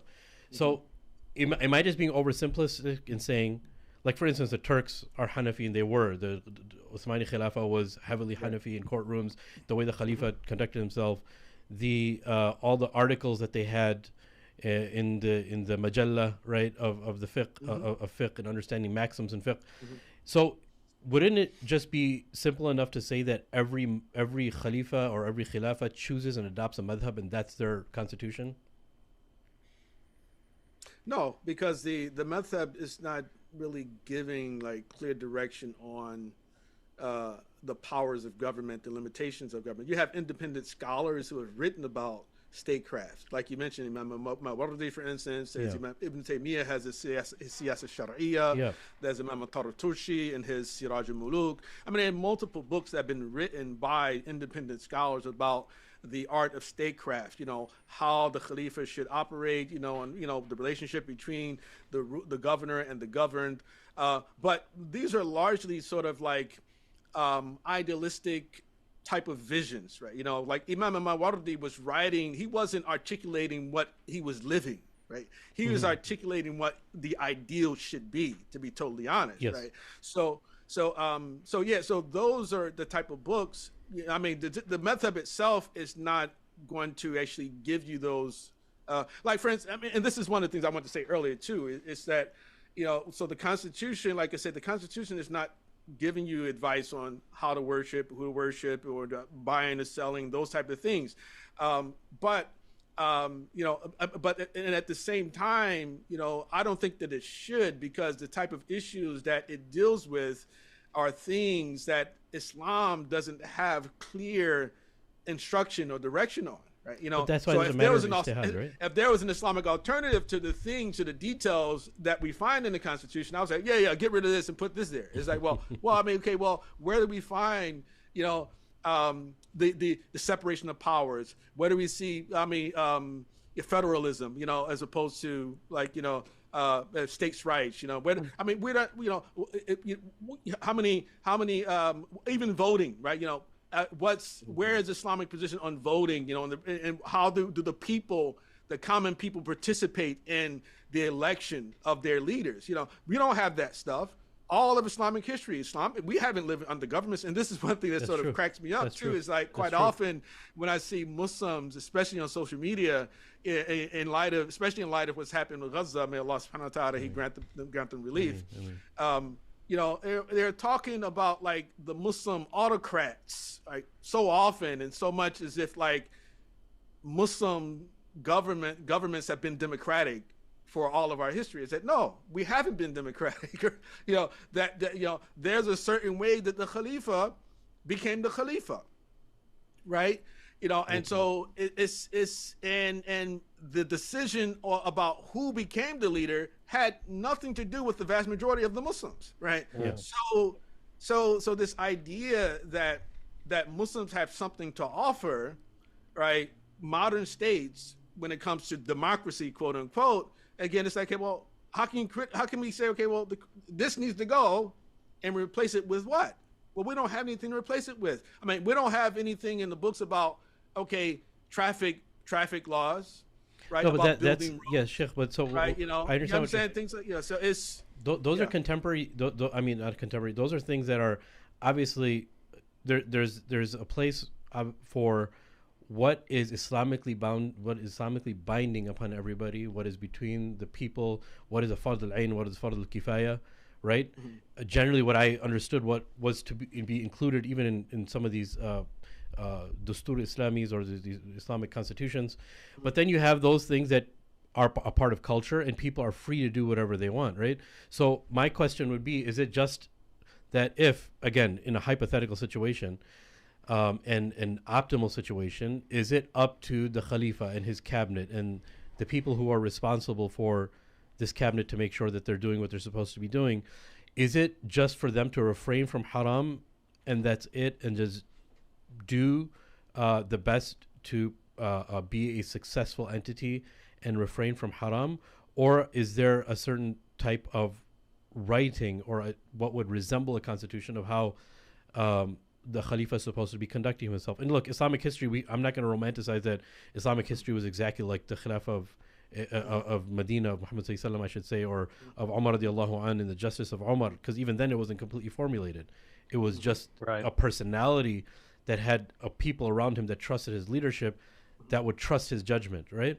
So even then there's nothing codified, especially in how to be the Khalifa of Rasulullah, right? But over time, as fiqh, that's why I said it's a matter of ijtihad and fiqh, where history keeps on continuing, life continues, and more fiqh is codified. More people add things to what the person who's responsible, the imam of the Muslims, is supposed to do, the judges, what they're supposed to be doing.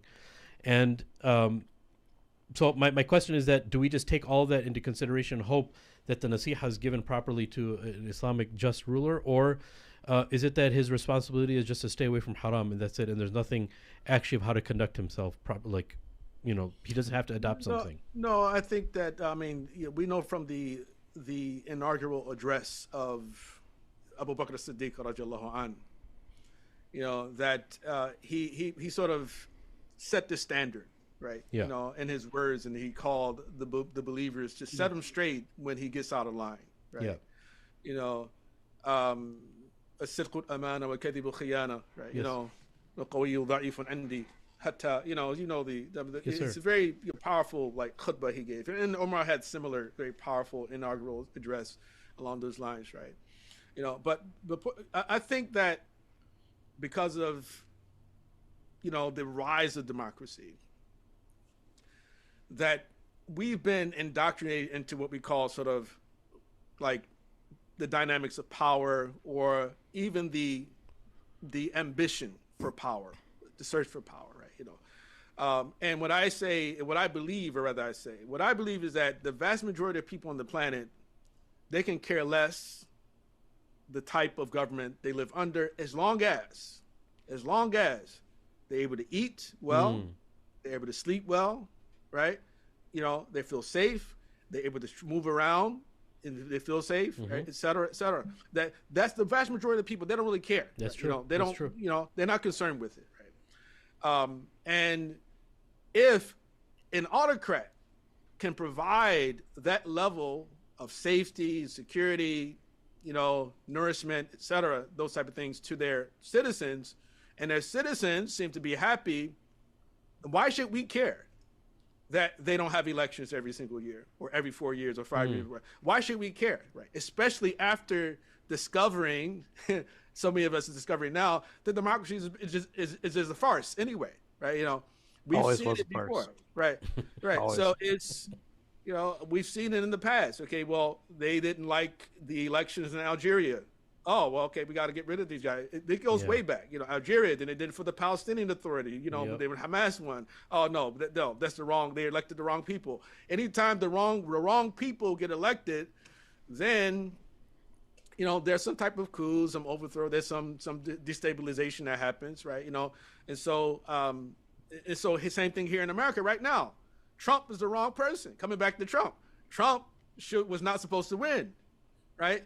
And they couldn't keep him in office. So again, like, that's why I say that it's not, Trump and Biden are not the same. Right? They're not the same. So when we talked about the deep state, that the deep state, they're working with Biden. They're not working with Trump, right? You know, the deep state are the people trying to make sure that Trump doesn't win again, right? So there's something to that. There is something to Trump, right? You know, which is not similar to other candidates for president we've had in the past. That doesn't mean, again, that he's not compromised in certain ways. Doesn't mean that, you know, he won't cater to people who we don't like, right? And we probably maybe he shouldn't cater to them. I don't know, you know. But like I said, he's a deal maker. But at any rate, I think that's the overriding concern for the vast majority of the people on the planet, which is that, listen, I want to be able to eat, take care, and secure my children, my family. I want to be able to move around when I want to move around. You know, I don't want the government coming and taking my property, et cetera, right? So as long as that's the case, I don't think most people even care, you know. But because we're so indoctrinated into like this idea of democracy, this, and autocrat this, and, you know, we forget about, you know, just the common person, you know, and what really is important, in my opinion. So what do you Can I think? jump in real quick Yeah, here, please, gentlemen? please, yes. Real quick.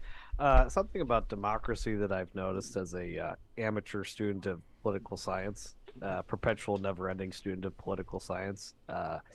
There's something to be said for democracy is somewhat workable if it's a small number of people.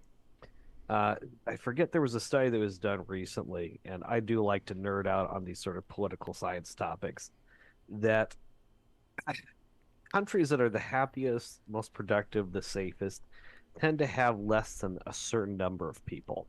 So in my travels around Southeast Asia here or in the Middle East, if it's a country like Taiwan or Singapore or Iceland, it almost doesn't matter what type of government they have because it's small and the people are all on the same page, roughly. Same give or culture. take. Yeah, same culture. And it's culture, it's cultural. And so Islam, of course, is Muslims. We have our culture. Democracy, autocracy, it wouldn't matter so much if the countries were just small. If you're going to have a large country be effective, it has to be decentralized, especially in modern times when we're all having to interact with each other all at once on Twitter. Part of the reason the United States is so unstable right now is because every 4 years we have like an existential crisis because it means so much who is the president. Yeah. But if we had more decentralized and took more of that decentralized power back to our states, localities, and communities, we wouldn't really have to worry so much about this. So putting this nerd conversation aside for a second, maybe, and I see some of these things with like guidance residential, for example, is a way in which people are now using Sharia compliant loans in the United States and Canada to buy houses. Is it possible that if His Majesty Trumpalicious gets taken out in this next election, that maybe we should just give up on national politics altogether and just focus completely inward and just offer fellow Americans something completely different? Like really It's a good just question. stop talking about politics altogether? It's a great question. Well, who was it? Breitbart. He said would say that politics is downhill from culture. Downstream culture. Yeah. Downstream from culture, right? So it's Downstream culture. yeah, Yes. right. I mean, we should be focused on that anyway. Right? For sure. I think the average person may not even know who their mayor is. In most cities. I mean, of course, the big cities you probably know, but like a lot of people may. For instance, and I'm just being honest. I don't know who my mayor is. The name of my mayor, the city where I live in here in California. So I don't know. I don't know if it's a man, is a woman, right? It's like, well, okay. You're not alone in that. You're not I'm the alone. same way. I'm the same way. Sheikh, is it okay we switch tracks, or you guys want to finish up on any topic? I'm good. All right. So you've been a bit unique in the scholar scene in the United States, where you've been one of those few people who haven't been very afraid to engage with the conservative or the right wing of America. And like me. now we've seen a lot of people's true colors. When it comes to the way Gaza has exposed many people in their regards to their opinions and how much Israel and the Israeli lobbies and the various institutions that they've set up, whether it's media companies or otherwise, have been able to influence their opinions. When it's what we're seeing is a clear-cut genocide and a wholesale ethnic cleansing of the Palestinian people. What are some key takeaways that you've come up with as the war unfolded, and how do we figure out or navigate with our new so-called allies, whether it's Candace Owens or what's his name, Alex Jones, Thomas Massey, Nick Fuentes. There's all these, Jake Shields. There's a whole group of people on Twitter who have a considerable level of influence, and we see a lot of Muslims kind of gravitating towards them. Yeah. And we learned some unfortunate things, like with Jordan Peterson, where he ended up taking the Israeli side, and everyone knows how that played out. But he's not compromised, by the way. Completely compromised. He's not taken seriously by anyone anymore. What are your thoughts now, as however many months later since October? what's your approach now? Because I feel like I don't want to get burned again, like with Jordan Peterson. The way we kind of felt like, okay, well, this guy, he seems like he's a realist. He's looking at things objectively and trying to figure out, solutions for people of different faiths to come together. But he just turned out not to be that. What are your takeaways? Well, again, I mean, I think that my approach hasn't changed at all. Right? I'm still using the same approach I've always been taking, even with Peterson. I mean, I don't think it was a mistake that we embraced Jordan Peterson.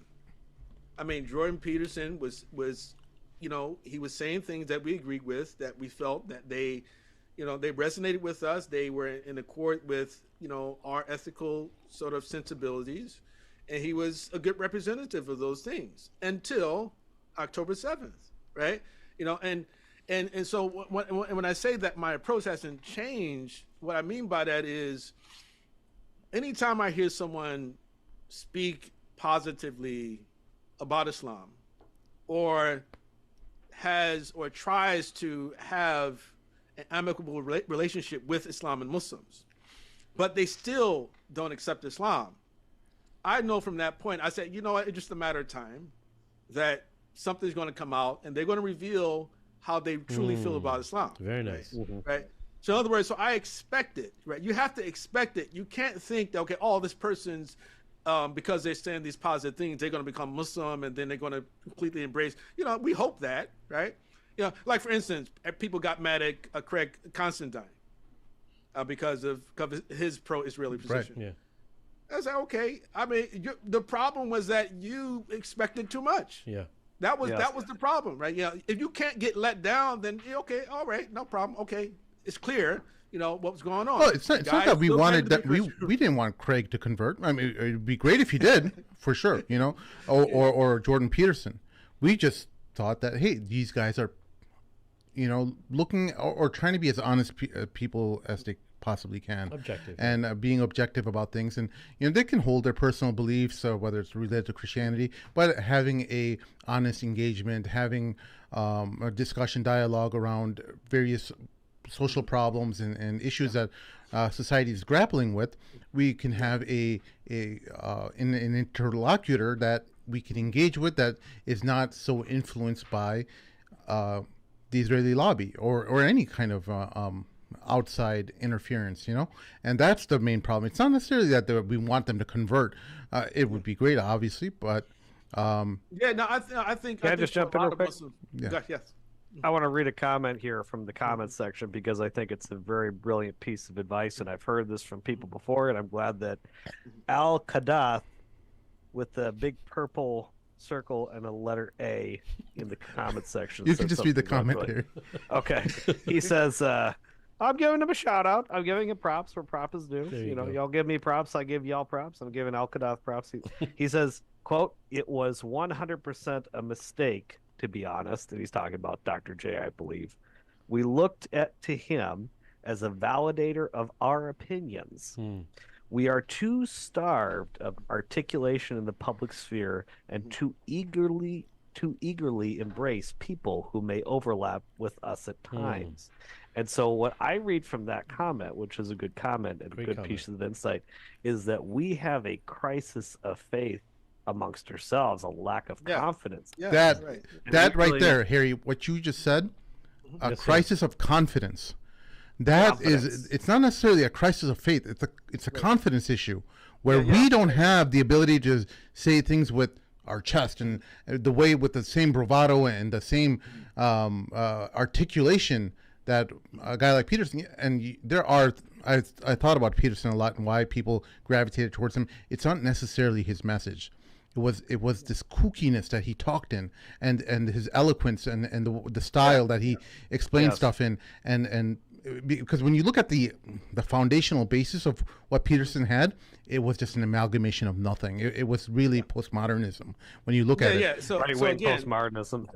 Right. Yeah. So again, for me, I disagree. I mean, I don't think it was a mistake at all. Right. No, I'm not saying it was a mistake. Who could know that this was going to happen? Nobody could know that was going to happen. Right. So when somebody speaks the truth, you support the truth. Right. Yeah. So you support anyone who speaks the truth. Right. Regardless of who says it.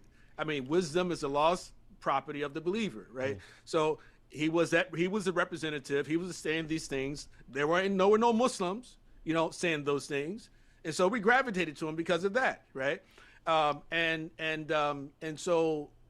once you realize that someone is no longer your friend, that's when you abandon him. I mean, that's what the Quran tells us to do. لا ينهاكم الله عن الذين لم يقاتلوكم في الدين ولم يخرجوكم من دياركم أن تبروا وتقسطوا إليهم إن الله يحب المقسطين وإنما ينهاكم الله عن الذين قاتلوكم في الدين وأخرجوكم من دياركم وظاهر على إخراجكم أن تولوهم. Right. So in other words, Allah subhanahu wa ta'ala, He does not forbid you from befriending and being kind to people, right, who don't fight for you. Why fight against you because of your religion? They don't just expel you from your homes, right? He doesn't forbid you from developing a relationship with them, but he does forbid you from having an alliance with those who do fight against you because of your religion, and they expel you from your homes, and they help those who expel you from your homes to do so, right, for you to take them as friends. That's what the Quran tells us, right? So we were not wrong, right, when that was the case. Once he revealed his true colors, then you abandon him, right? You abandon the people, right? So no one's going to be, none of us are perfect. None of us are going to get it right completely, right? And again, people have different pressures on them, like why they take those positions. I'm not completely convinced that the reason that Jordan Peterson, took that position, but whatever, maybe he was, it really doesn't matter, right? He took a position, and I think we should be opposed to him. We shouldn't be sharing him anymore, right? But when people do speak well and they tell the truth, then we agree with the truth, and we just have to fight the urge to actually now sort of look up to that person as our exemplars, right? Okay, well, this is an individual who I'm expecting even more than this from, right? And I just think that we get let down when we're like, okay, we got hopes up so high, and then hopes up so high, and then all of a sudden, when one thing comes out, then we're like, oh my God, because we lack confidence. Yeah. If we had more confidence in our deen, and we had less fear of being attacked and being ostracized, we wouldn't need these people to validate us. I would just like to add a couple more comments, if you all don't mind. I have a very dear friend of mine. Shout out to Brother Clay Smith down in Austin, Texas. He is a revert to Islam, like myself, and I am Muslim partly because of his good work. He is a very wonderful brother. He does a lot of work with Republicans. He does a lot of stuff with Republicans. When I was trying to get involved in the Texas nationalist movement to become an independent country for Texas to peacefully secede, Texas like Brexit, Brother Clay, I sought his counsel. I said, Brother Clay, do you think this is halal or haram? Is this worth my time? Is this what a Muslim should be doing? And Brother Clay, he had a really good piece of advice for me. I'll never forget it. He said, everything that I do in working with non-Muslims for politics or political end or political cause, gun rights, freedom of speech, freedom of religion, low taxes, whatever it is, underlying it is I am always using this as a venue to give dawah, because at the end of the day, whatever they have that we agree with, Sharia already has, and much, much more. And so he looks at this as not, oh, I love you, please accept me, or yes, you're saying something. He looks at it as, right, I'm giving you dawah. And Dawah so he has a certain opportunity, peace about him that he can say that. Dawah opportunity, yes, sir. Yeah. Now, with respect to the others, like you mentioned, like, okay, Candace, Owens, and we have like Alex Jones. And How do we engage like with Candace and Alex moving forward? Well, I believe that there are like three things that need to happen if you want people like them to actually take us seriously, right? And again, not that we need them to take us seriously, but I'm saying that if we really want to have some type of relationship with them, right? And there are three fundamental things that Muslims have to do, right? I think in order for them to believe that this individual is someone, who actually, that I trust, right? I trust, their understanding of the issues. I trust their religiosity, et cetera, and that gives me hope that Islam even can become praised as a normal part of America, right? So the one first thing I would say is that Muslims have to learn to value America. That's the very first thing. We have to learn to value America. These people value America. America first, right? This is what they say. They believe America is the greatest, country on planet Earth, right? I mean, now that may or may not be true, right? But this is, what they believe. We have to value America, right? Secondly, because Candace, recently she converted to Catholicism and she become more and more Christian. You can see it, hear it in much more when she talks in her new podcast. She's constantly bringing up Christ and Christianity, etc. But it's the same thing for like Nick Fuentes. Fuentes, I'm not really that like that into him, but but at any rate, those people there, they identify as Christians. Alex Jones identifies as a Christian as well, right? One, and I think that is because they are identified with Christianity, or they identify Christianity. The second thing we need to do is to acknowledge that white people and Christians are being targeted. It is the truth. I mean, we often, we kind of belittle this. Say, well, there's no, where is that happening? But I mean, they're being targeted by the ADL, right? So it's like, I mean, some of the people who actually are promoting anti-whiteism more than anything else are, again, the Anti-Defamation League. They tolerate racism against white people. But it's only when racism is against anyone else, and especially against Jews, that they actually will now come out and clap back at them, right? And so this is why, like when we had like the private exchange and we were talking about, okay, well, you have this revival among Christians now because Muslims, came out strong against the LGBTQ, the indoctrination of the children and things like that, like in, I think Virginia and also in Michigan. I said, well, no, I mean, yeah, that does inspire them. But I do think that what actually the main catalyst for the sort of Christian revival that's happening right now is because they feel under threat. They feel that they've been persecuted. The Patriot Act that was used against Muslims is now being used against them. Yeah. Right. So I told them that was going to happen. Right. Yeah. So the January 6th, right? All those people in prison, January 6th. Again, there's white people. They're using Patriot Act and things like that against them now. All the demonization of like MAGA, right? Republicans, right? So it's Muslims have to learn. We have to acknowledge that yes, that you are being targeted, right? So again, things that will make them listen, right? So first, like America is important. I see what you're saying. Yes. Second, that whites and Christians, or white Christians specifically, are being targeted. And then the third thing we need to do is this: we need to give up leftist ideology, because we're not going to be, in other words, all this talk about, sanctuary cities, because Muslims were supported. We support sanctuary cities. No, right? They're not down with it, because that undermines America. Because they're, again, principle number one, America is valuable, right? And you're like, crime. Right, exactly. So illegals, there's no such thing as an illegal person. No. Yes, there is. Well, in the sense that, okay, you violated the law, that, that we have laws. And even if you want them to change, you got to go to Congress and change the laws. The current laws in the book are that you have to come in this country legally, right? Right. So Muslims, they, again, sanctuary cities, LGBTQ, alhamdulillah, we're moving back in the right direction, right? I mean, I would say even feminism itself is part of that leftist ideology. Yeah. Feminism is perhaps the worst one. Yeah, it's one of the worst, right? Anti-racism efforts, like even like BLM, we support BLM, right? And we support socialism, communism. We're anti-capitalist, because a lot of Muslims are always downing capitalism. Without capitalism, we wouldn't have all this mess.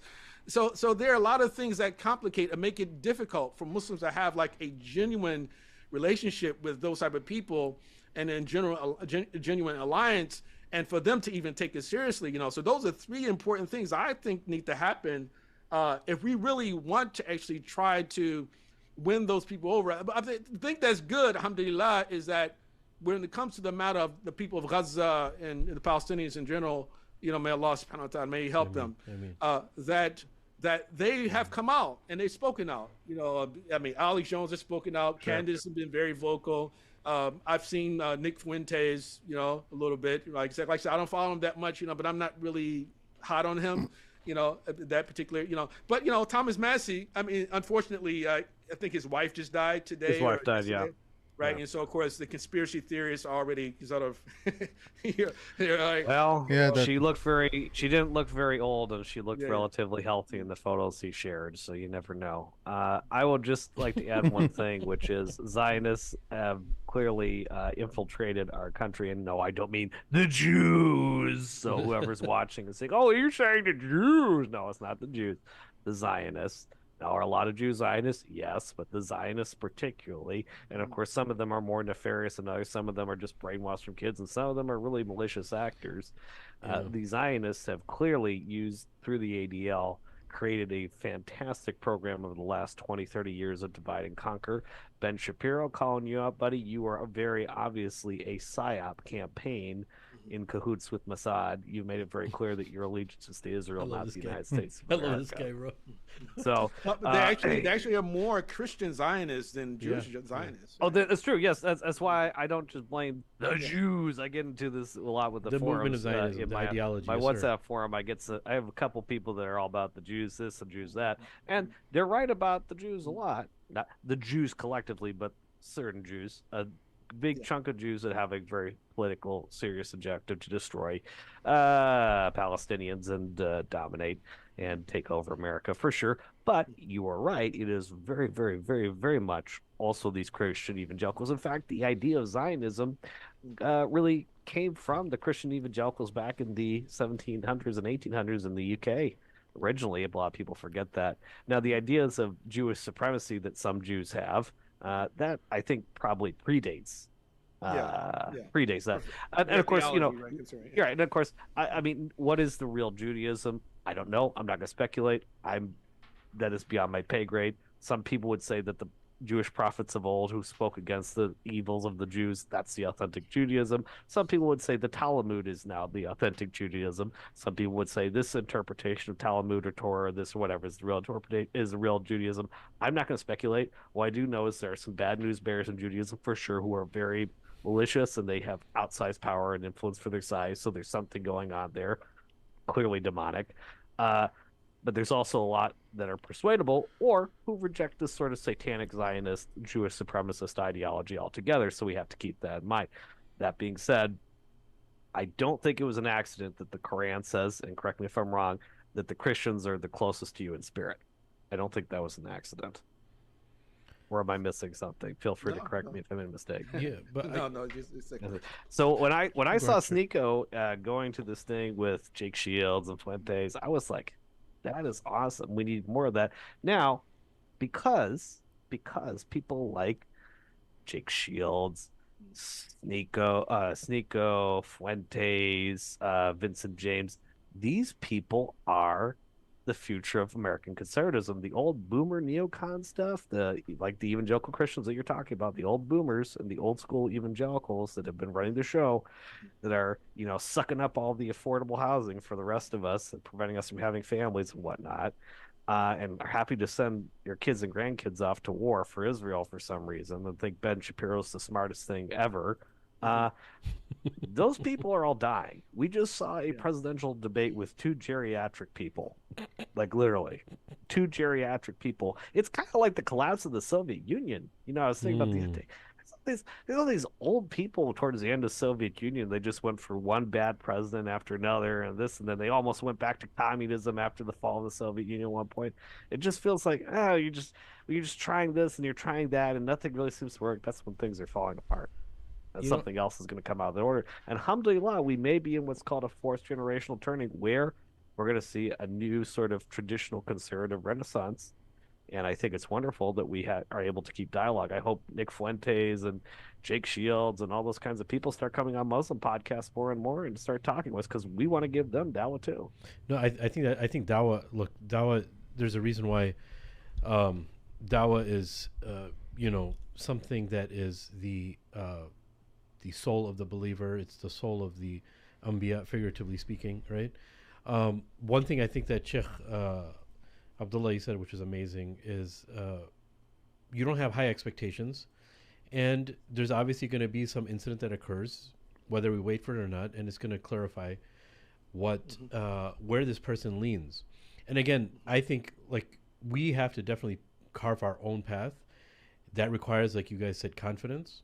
And I think with Candace Owens, one thing that really moved Muslims was, now I didn't say it didn't move me. I felt good for her in a sense where she said, I've been told a lie about Muslims. You know, she did her whole special on 9/11 and all that kind of stuff. And we were 9/11 every day. We were indoctrinated and this and that. And before that, she was like, you know, I was told a lie about Muslims and I believed everything. And look, for her, it's in that sense of, yeah, they're not bad like I was told, but it's not, she's not, wallahu alam, at the point, based on how much she summons Christianity and the Father and and all that kind of stuff. She's not really doing some digging in Islam. What Muslims need to do is that go to individuals, like delegations go to people with confidence. If you feel that this person should just be Muslim anyway, like any other person, but it would be very, very good if they did.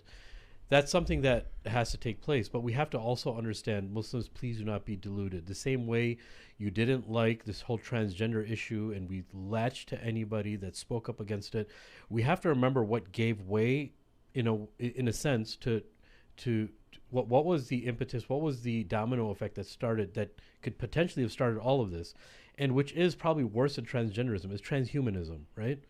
Transhumanism is basically what they gave lordship to Isa alayhi salam, right? And Allah subhanahu wa ta'ala, I mean, look at the beautiful verses of the Quran, which Allah subhanahu wa ta'ala says so beautifully that these people in Surah Maryam, they've taken a son for Ar-Rahman, for Allah subhanahu wa ta'ala, and they've come to something which is so abhorrent to the level that the sky would break apart and the mountains would crumble, the fact that they said that Allah has a son, right? And this is coming from Allah, right? Not only did Allah create the sky for us, but that we're always in awe in. Allah is so merciful on that level. And then he gives us mountains to show us strength. And we can't compare to no human can compare to anything of those two things, the sky and the mountains. But just the fact that they uttered that the Rahman took a walad, which was Isa alayhi, took a son, it can destroy all of that. That if you were to put those words on the sky and the mountain, they would crumble out of fear of Allah. So we can't also mistake it. That's what their idea is also, right? Their idea is this very destructive idea to Islam. But also, Allah is merciful and tells us that if it is anybody from Ahl Kitab that's going to be generous to you and nice to you, it's going to be the people who call themselves the Nasara, the Christians, right? So we have to be very, very careful. The reason I'm saying this is I heard people from my ears say, dude, what if Candace Owens is a closet Muslim? I was like, no, dude, don't go there just because she said she feels bad for Muslims. Right. Don't Candace go there. is where I was it's at naive. 10 years ago. No, Candace is where I was at 10 years ago. It was a long journey. I see myself in Candace is just now catching up. Shout out to Candace. I'm not downplaying you here. I'm just saying, Candace, you're at where I was at 10 years ago. So you keep cooking and you keep thinking about it. And you're an honest person. I think, inshallah, you'll figure it out eventually. No pun intended for the cooking part. But the good thing about people like Candace Owens, and I want to bring up Candace Owens, one thing real quick about pop psychology, hypnosis, persuasion game. It is really hard for people.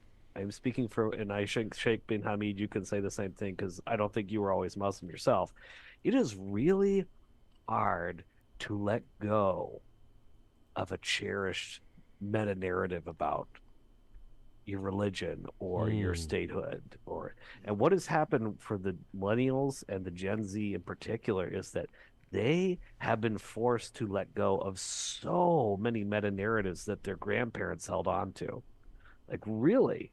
And in my lifetime, first starting with going to my parents getting divorced and then going to Iraq and realizing that was a lie, and then realizing everything was told about Muslims was a lie, and then learning more about what Islam actually was, and then learning more and more about history, and that maybe while we may have been the good guys in World War II, we weren't all that good, Yeah. And now you see, alhamdulillah, Tucker Carlson and Alex Jones talking about basically the jinn without calling them the jinn, and realizing that there's something going on here. So I will say there's a little bit of a difference between them and Peterson. No, there's a big difference. I think there's a little bit. They have a backbone. They have a backbone in a sense. Yeah. They have a backbone, and also probably not compromised, unfortunately, because I think Bobby Kennedy and Jordan Peterson both deal with drug addiction, so who knows what's going on there. And also one more thing about drug addictions, I mean, because I used to be on, when I got injured, I've been on drugs myself, so it's not me passing judgment. And I've said and done some crazy, stupid things on drugs myself. A lot of people have with like painkillers and whatnot. It's a serious problem in our country. There's a reason that lawsuit with the Sackler family just went through.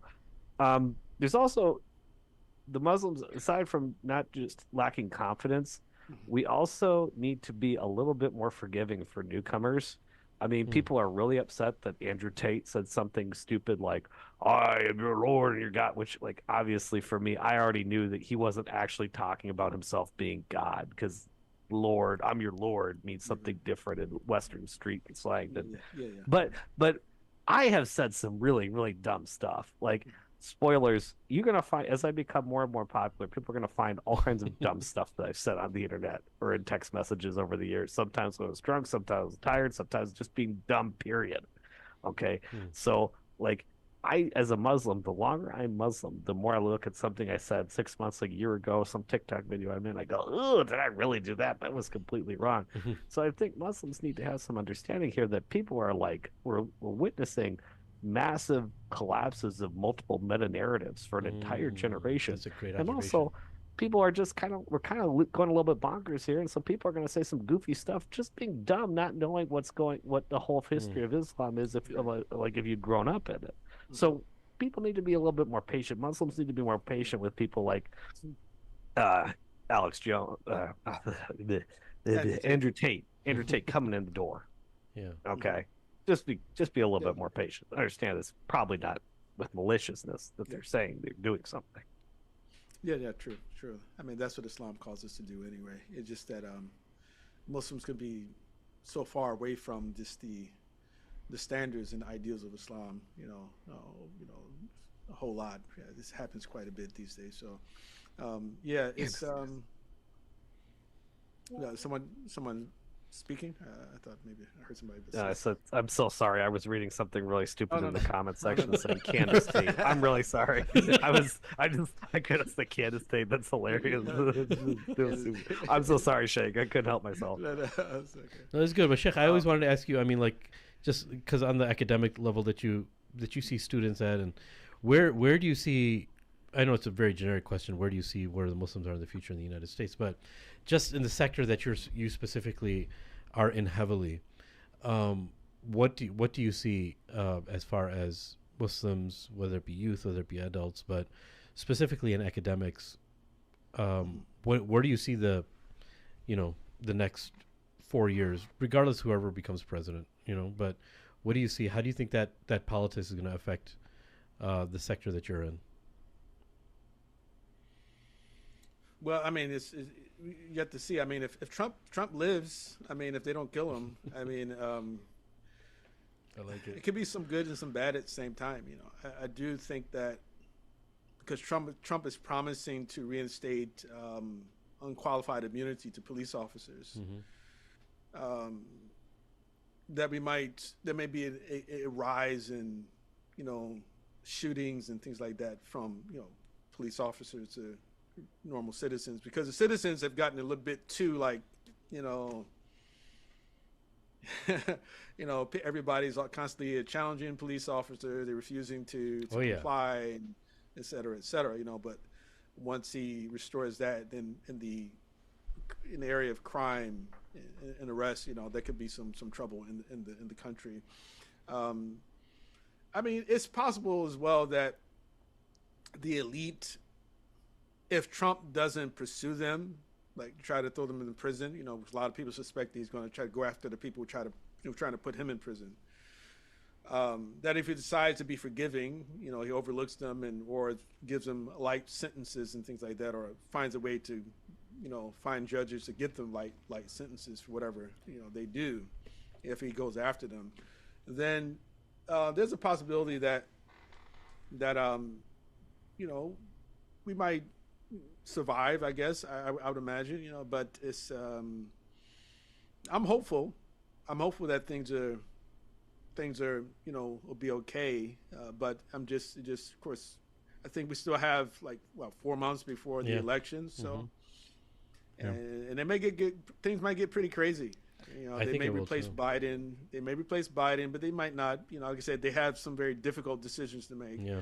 And they may try to put Trump in prison, right? Because I think his hearing date is coming up on July 11th or something like that for the New York case.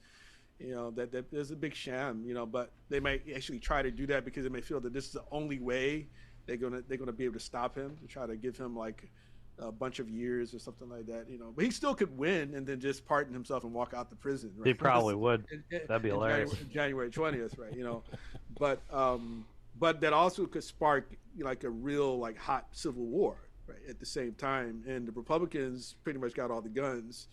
So, and I don't understand like why the Democrats want to do that.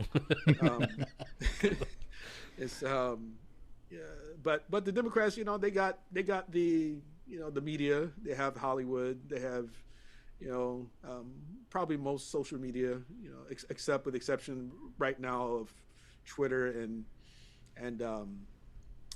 what's it called, TikTok. You know, but they're trying to make moves, trying to get control of those things again. So I think we have to look at the global stage of issue. You know, like for instance, when we talk about matters of like race and diversity, equity and inclusion and things like that, we have to realize that these ideas actually come out of the UN. Right? You know, because you have to say the UN, the United Nations, is a globalist, you know, organization. They want to create one world government. And some years ago when Trump was president, he actually said he was a nationalist, and then people were saying, okay, well, there you go, he's admitted he's racist. But no, he was talking about the opposite of globalism, right? So it's like, no, I'm a national, I believe in a nation state. I believe in placing my own country first, as opposed to caving in to the demands of people who are unelected, you know, sort of officials around the world, you know, who want to control the lives of everybody else, right? Like transhumanism, right? Sort of, you know, is something that's part of that particular mission too. I mean, it may not always be expressed exactly that way. This idea, because you know, so transgenderism. The next step is transhumanism, right? You know, they talk about transnationalism. They use that term as well, right? In other words, no borders, right? Even the issue of the border crisis. This has been incited by people who don't believe in borders. Like, I mean, Soros, he plays a major role in a lot of the crime in some of these big cities. He appoints these DAs and funds these DAs who actually, they don't, you know, prosecute crime, you know, but they'll bring a fake case against Donald Trump, right? So, right, so it's, so there's a lot going on in the world, and especially in the monetary sector. Now, I think that if you understand what's happening in the financial and the monetary sector, it's easier to predict, you know, what's going to happen, right? You know, so, or rather, at least we can. It's easier to understand what's really going down, what's really happening. You know, so I watch a lot of financial news, right? And there's like some major revolution happening in the financial sector and in the monetary sector, you know, and so yeah. So well, that's just Sheikh, so just on that one point of the United Nations being like a one world government, my view is that the United Nations is a tool of soft power that the United States leverages for its own benefit. So when you see who is funding most of the or a lot of the programs in the United States, it's the United States who's funding the United Nations. It's literally, that's why you always see Trump using that as an argument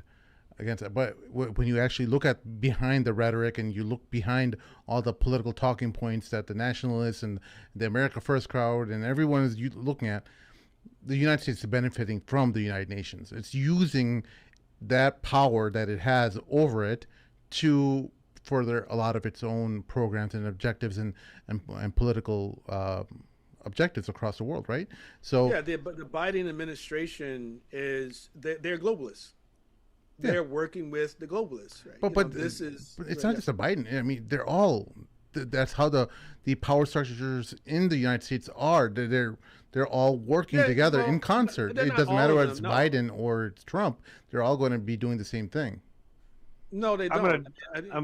I'd like to jump in here and like split the difference here, if y'all don't mind. Do y'all mind if I split the difference here on this? Yeah. Go ahead. Okay. So this is why I supported Trump, and this is why I'm now off the Trump train. Going back to this, the reason I saw this, I forget it was Dilly Hussein on X. I might be getting wrong.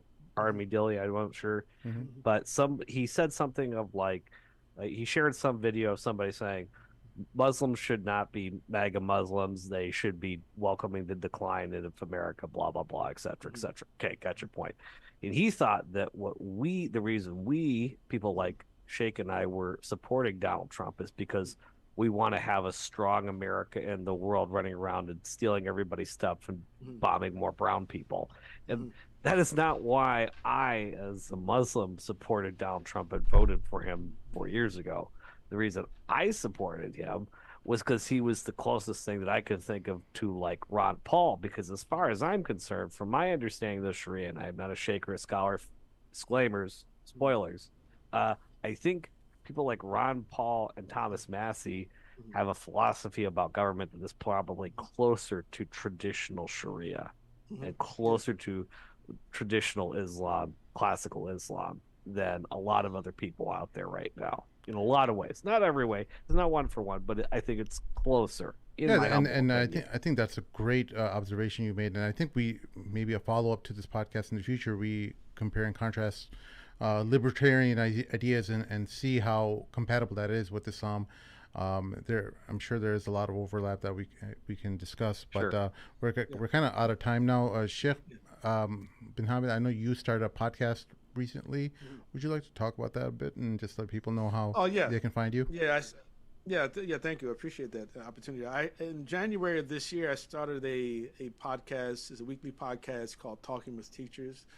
It focuses on the lives of my guests, and what we often try to do as well is we may talk about a couple of important sort of topics outside of themselves, but in particular, what I try to do usually towards the end of the interview is have them speak about important personalities who they believe need more attention, right? That the community generally doesn't give. That person can be someone contemporary, it could be someone from the past. And so this coming Monday, we're going to be posting our interview with Imam Siraj Wahaj. Legend. We love him. What's that? Legend. He's a legend of. He's the one who basically kind of started us all on the track, at least in here in Chicago. Many of us. He's the primary there's so many of us, mover, right? And Sheikh Hamza as well. Yeah. Right. Yeah. So that's coming up. So I've interviewed multiple other people in the past. I'm the host usually. Well, up to this point, I've been the host, and so just hope that everyone would tune in. Usually, we post our recordings on Monday morning, 7:30 a.m. Eastern Standard Time. So please do like, subscribe, donate if you can as well. I appreciate the opportunity, Sim, for give that little that advert. Yeah, absolutely. Sheikh, it's been too long, but you got to do this more often. There's so many takes that we got to discuss more regularly, inshallah. And if you're ever in town, please do reach out. Let us know. We always tell our guests that we can't keep track of you guys when you guys are coming in Chicago or not. Just tell us that you're coming in. We'll clear our schedule and make sure that the episode happens. Yeah, and don't be shy, Sheikh. If you're promoting something or a specific podcast, you're having a special guest on, and you think that we can somehow help with getting some more attention on, come onto the podcast. And even if it's a half an hour segment, whatever the case is, just don't be shy. A lot of times brothers, alhamdulillah, they don't want to inconvenience people. And they just don't say anything. I do that too sometimes. He's the biggest. This guy right here, you see? No, I'm not. He's the most. No, I'm not. He doesn't want to trouble anyone or anything. He could be starving. His family might be getting evicted. He won't tell his closest friends. If you want to know the true story, you got to ask my family how much you think of me of that, right? Then you'll get the real answer. But anyways, Sheikh, don't be that person. Come to us whenever you need to. Inshallah, we'll be of help of however we can. Inshallah. Brothers and sisters, thank you all for listening in. Sheikh Thank you, Sheikh. Abdullah and Pleasure meeting Harry, you thank you finally. all for you joining. too. I know it's very late for you, Harry, over there, so I appreciate you making time for us. It's literally Fajr here. Alhamdulillah. Make sure, folks, You can pray, please go to sleep. like and subscribe. If you haven't done so, please comment in the comment section below, and it really helps out the algorithm. If you are so inclined, help us out on patreon.com/the Mad Mamluks. Any little bit helps. We'll see you all next time. Assalamu alaikum. I want their leader brought here. I want him brought to me. I want the revolution crushed.